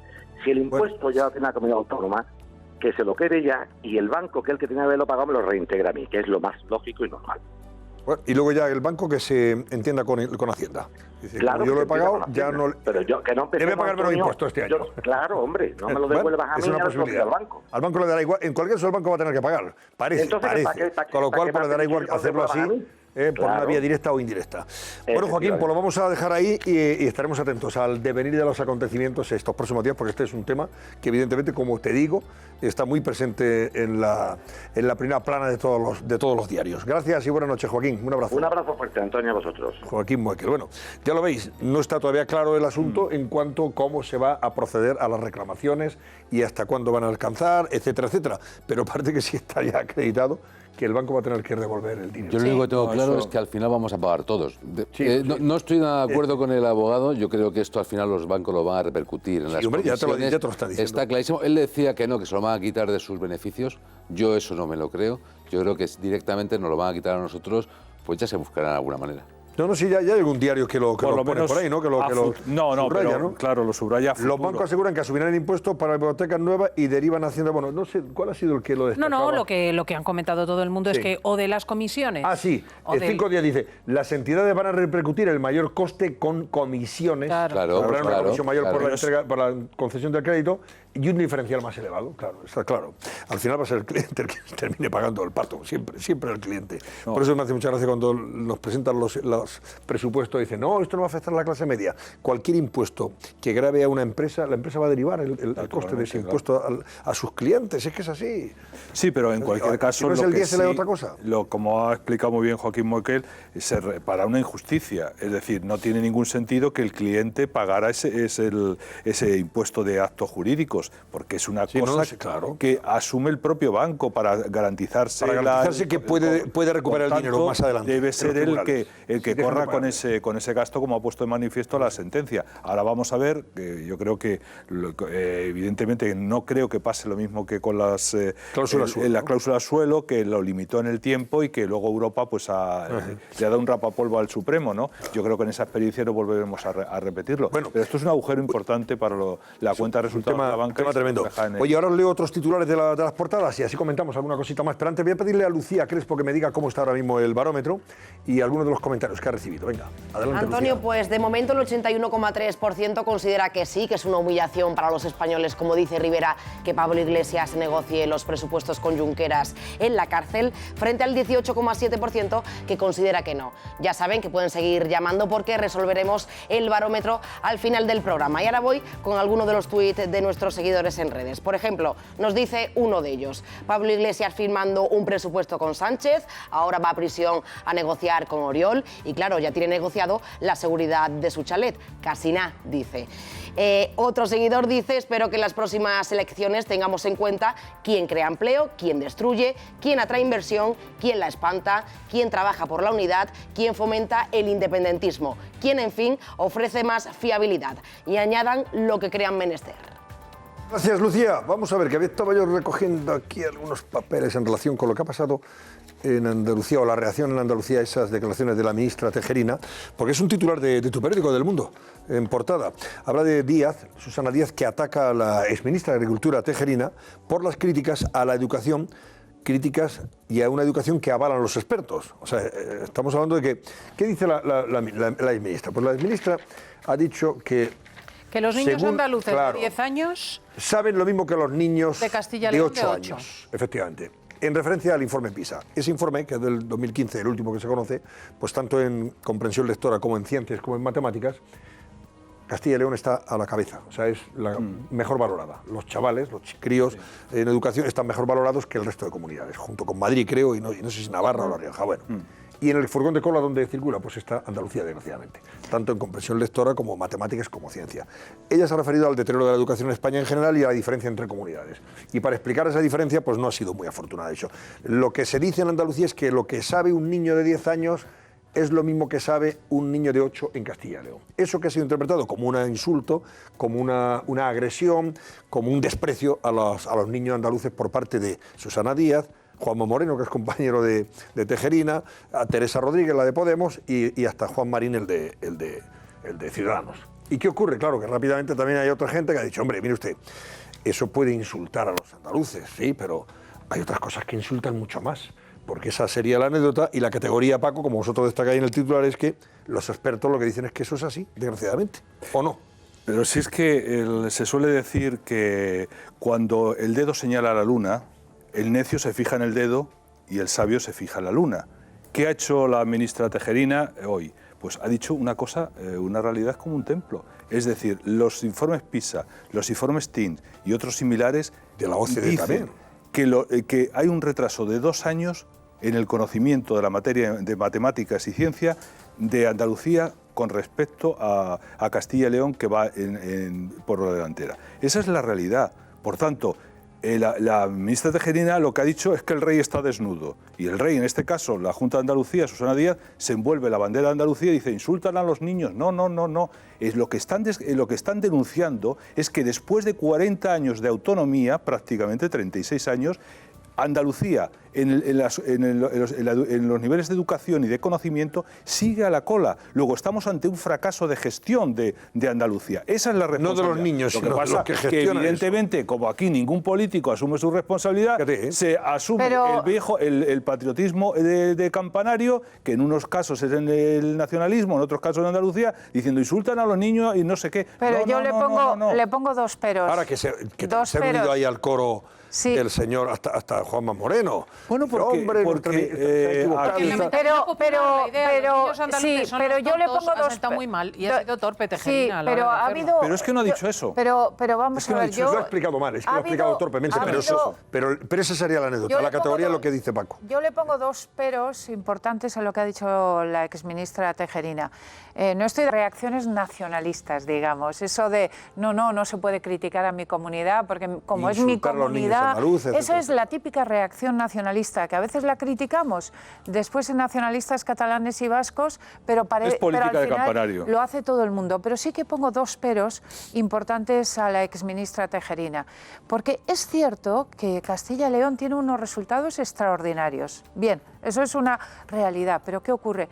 Que por una parte ella no tiene en cuenta el grado de desarrollo económico de las distintas comunidades y hay que recordar que Andalucía, y eso tampoco se debe a la Junta en este caso o a la gestión de los gobiernos. Bueno, vamos a ver, no totalmente. Vamos a ver. No, pero déjame acabar. Lo que quiero decir es que Andalucía, lo mismo que Extremadura en Producto Interior Bruto, está entre las últimas comunidades. Y que hay, no hay una... Durne, pero espera, ¿alguna responsabilidad tendrá los que han gobernado durante 40 años para que eso siga a esos niveles? ¿Pero qué me estás contando? Pero es que voy a ir a eso ahora. Pues ya está. Vamos a ver, lo que no podemos olvidar cuando hacemos una valoración de resultados educativos, y es lo que quiero decir, y es lo que ha olvidado la exministra Tejerina, es el Producto Interior Bruto de cada comunidad autónoma. Porque a más Producto Interior Bruto, como no puede ser de otra manera, hay una tendencia a mejores resultados educativos. Y luego dos. Pues no creo que sea muy diferente. Con lo que conforma, fíjate, te voy a decir una cosa. Voy. Lo que la exministra Tejerina ha querido decir, estos resultados son malos porque la gestión es de tal gobierno. Pero ¿qué ocurre? Que Murcia está siempre también en los últimos lugares. ¿Y qué ocurre? Que el PP lleva muchos años gobernando Murcia. ¿Y por qué está entre los últimos lugares? Pues en buena medida porque Murcia está entre las comunidades que también está a la cola del PIB en España. Pero vamos a ver, es que Murcia curioso, ha sido gobernada por el PP. Es decir, el fracaso en la gestión de la educación lo intentas tapar con otro fracaso, que es que Andalucía, con 40 años de gestión de un gobierno, sigue en los mismos niveles de desarrollo y en los mismos niveles de PIB. Luego, son 2 problemas, pero vamos a ver, que el uno contribuye al otro. Y luego vamos a ver otra cosa. Es decir, estamos diciendo, el nivel de PIB, también habrá que justificar qué uso ha hecho ese gobierno andaluz durante 36 años con los fondos públicos que ha recibido. ¿Ha servido para que Andalucía no mejore relativamente, porque eso es obvio que ha mejorado, como todas las autonomías, haya dado el salto en consonancia con los fondos que se han destinado, con las políticas económicas adecuadas, con las políticas educativas? No, es que Andalucía está en nivel de desarrollo en la cola y en nivel de desarrollo educativo, después de esos 36 años, en la misma situación. Por tanto, no es un insulto como se intenta, claro, todo político dice, no, se está insultando a los catalanes, se está insultando a los niños andaluces. Lo que se está denunciando es una política que conlleva esos resultados que están medidos por institutos que se dedican a ello. 20 segundos y volvemos sobre este particular y más titulares. Venga.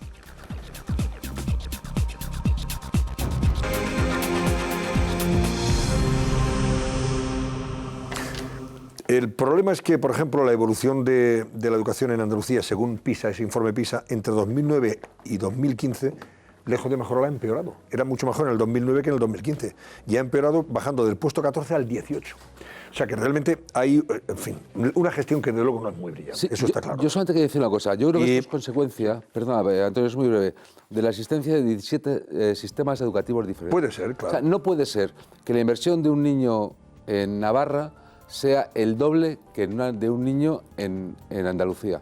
No porque el gobierno andaluz sea bueno o malo o quiera que los niños andaluces sepan más o menos, sino porque debe ser un problema de Estado. Es decir, no puede haber diferencias educativas entre un niño de Murcia y un niño de Lugo, pero absolutamente ninguna, porque el futuro de un país depende de la educación, depende de los niños. En el momento que un gobierno nacional, este o los anteriores, permiten que haya un sistema PISA que establece y que deja muy patente de que no todos los niños españoles tienen el mismo nivel educativo, ese gobierno está fracasado completamente, porque está dejando el sistema educativo, que es lo más importante de un país, en manos de pequeños gobiernos. Y solamente una cosa, es completamente, a mi entender, completamente inaceptable que la selectividad, por ejemplo, no sea la misma en toda España. Es completamente inaceptable que los sistemas educativos enseñen unas cosas en unas comunidades y otras. Y por decir una noticia buena, por ejemplo, que me parece que es la noticia más importante del día de ayer, que es que la filosofía vuelve a la enseñanza, vuelve a bachillerato. todo esto ha venido por que eso. los jóvenes sepan que Sócrates no es un jugador de fútbol brasileño. Ni un rapero. Que sepan quién es Schopenhauer y quién es Hume. Claro. Pero es que además... Bueno, oye, déjame, Paco, es que se nos va el tiempo. Venga, yo quiero leeros otros titulares. Por ejemplo, completo la portada del Mundo, enmienda total de Bruselas al presupuesto virtual de Sánchez, presupuesto general del Estado. Bruselas, la Unión Europea, cuestiona los ingresos previstos y le pide que le envíe el proyecto real. O sea, que no se fía. La subida fiscal le costará 80 millones de euros al fútbol. Hablando de fútbol, mira, eso también nos va a costar. Y las tecnológicas de Estados Unidos amenazan con frenar inversiones en España. Todo esto son consecuencias de esas cuentas que se han anunciado, de esos presupuestos. Sobre la visita de Iglesias a Junqueras. Iglesias va donde el gobierno no puede llegar, dice Moncloa. Así lo justifica. Y el Ejecutivo entiende que visite a Junqueras en prisión para pedir su respaldo a los presupuestos. Esto es lo que hay, señores. ABC en su segunda portada de titulares. Sánchez ordena sortear la ley de seguridad con una simple circular. Grabar a los agentes, a los policías, solo será infracción si su uso ulterior les pone en riesgo. O sea, si pone en riesgo la vida del policía, cuando les grabes actuando, entonces solamente será una infracción. Y a lo mejor eso le cuesta un disgusto al policía, pero bueno. Habrá falta de respeto cuando un insulto humille también al cuerpo, pero solo falta de respeto, nada más. Esquerra Republicana de Cataluña advierte a Pablo Iglesias de que no negociarán las cuentas. Eso lo dicen al líder de Podemos. La formación independentista avisa de que en la reunión entre el líder de Podemos y Junqueras en la cárcel abordarán temas concretos de los presupuestos. No pagaremos al PSOE por adelantado. Eso es lo que dicen. Y Bruselas, que pide explicaciones al gobierno por su fábula presupuestaria. Avisa de que el déficit no baja lo suficiente y de que no es un proyecto de presupuestos. Esto es lo que destaca ABC en su portada. El País, además del asunto de la banca, que ya lo hemos dicho, Bruselas carga contra Italia por una desviación fiscal sin precedentes. Y Trump lanza amenazas a México por la caravana de migrantes. También habla de las polémicas declaraciones de Montserrat y Tejerina que abren fisura en el PP. Esto que hemos valorado y debatido anteriormente. Y La Razón, aviso de Junqueras, sin gestos no se moverán fichas. O sea que sin gestos, si no lo sacan de la cárcel, es probable que no apoyen los presupuestos, viene a decir, ¿no? Negociarán sobre pactos a 3 niveles, Estado, Generalitat y Ayuntamiento de Barcelona, ante la reunión de hoy de Iglesias con Junqueras en la cárcel. Y también dice que la Unión Europea no se traga los presupuestos de Sánchez, no cree en ellos. Y el PP, que pide otro juicio de Gürtel con jueces imparciales. Ese es el recurso que han presentado el Supremo. Señala al juez de Prada por coadyuvar el cambio de gobierno. Vamos a ver el Supremo cómo reacciona, ¿no?, a ese fallo de la Audiencia Nacional. Y también de la polémica de Tejerina, que abre la primera crisis interna de la era Casado. Cuestiona la educación de los niños andaluces y Juanma Moreno pues lo ha criticado. La Vanguardia, además de lo de los bancos, habla de la Sagrada Familia, que aportará 36 millones para mejorar el entorno y el transporte público en Barcelona, y alerta en el litoral mediterráneo por la gota fría. Y Expansión, por último, varapalo a los bancos. Esto es lo que dice sobre el asunto.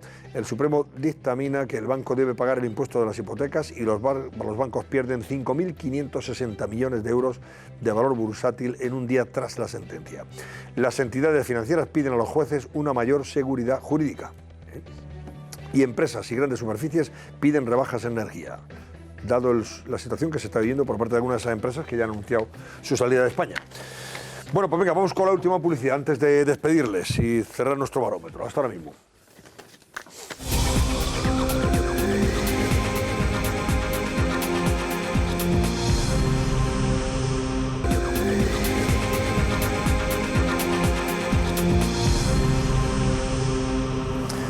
Bueno, antes de marcharnos, tenemos que cerrar el barómetro. Lucía Crespo, cuéntanos cómo ha concluido esa encuesta. Antonio, pues finalmente un 82% de nuestros espectadores considera que sí, que es una humillación para los españoles, como dice Rivera, que Pablo Iglesias negocie los presupuestos con Junqueras en la cárcel, frente a un 18% que considera que no. Gracias, Lucía. Hasta luego. Bueno, Cristina López del Listing, el sábado a las 10 de la mañana. De 10 a 2 el sábado y de 10 a 2 el domingo. ¿Estás aquí en Madrid o estás fuera? Sí, vamos a celebrar el Domun. Hay que estimular mucho a la gente que ayude el domingo mucho lo que pueda a los 12.000 misioneros españoles. Y por cierto, avisar que el lunes... O sea, cuando vean una huchita en su parroquia o en la calle, que habrá chicos que eso ya saben, que contribuyen a los misioneros que están repartidos por el mundo ayudando a tanta gente. Ese dinero se gestiona con avaricia. Cada céntimo va a los continentes a que está destinado. Y el lunes por la tarde, a las 7 de la tarde, en el Café Comercial, para los que quieran pasarse por Madrid, se presenta el libro sobre las anécdotas de Paloma Gómez Borrero, que ha escrito su sobrina. Entonces es una cosa que seguimos con 7:30 de la tarde, el domingo, en el Café Comercial. El lunes a las 7 de la tarde lo presentaré yo en el Café Comercial con Alfredo Urdaci. En Madrid, pues ya lo saben ustedes, ¿eh? Esa es una cita que puede ser muy agradable, para echar la tarde y tomar un cafelito. Y volvernos a reír con Paloma. Eso es. Vicente González Olaya, gracias. También a ti y a Paco Rosell y a Edurne Uriarte, gracias. Y a ustedes. Les dejo con el capítulo correspondiente a esta hora de la noche del Comisario. No se lo pierdan. Está muy bien además. Venga.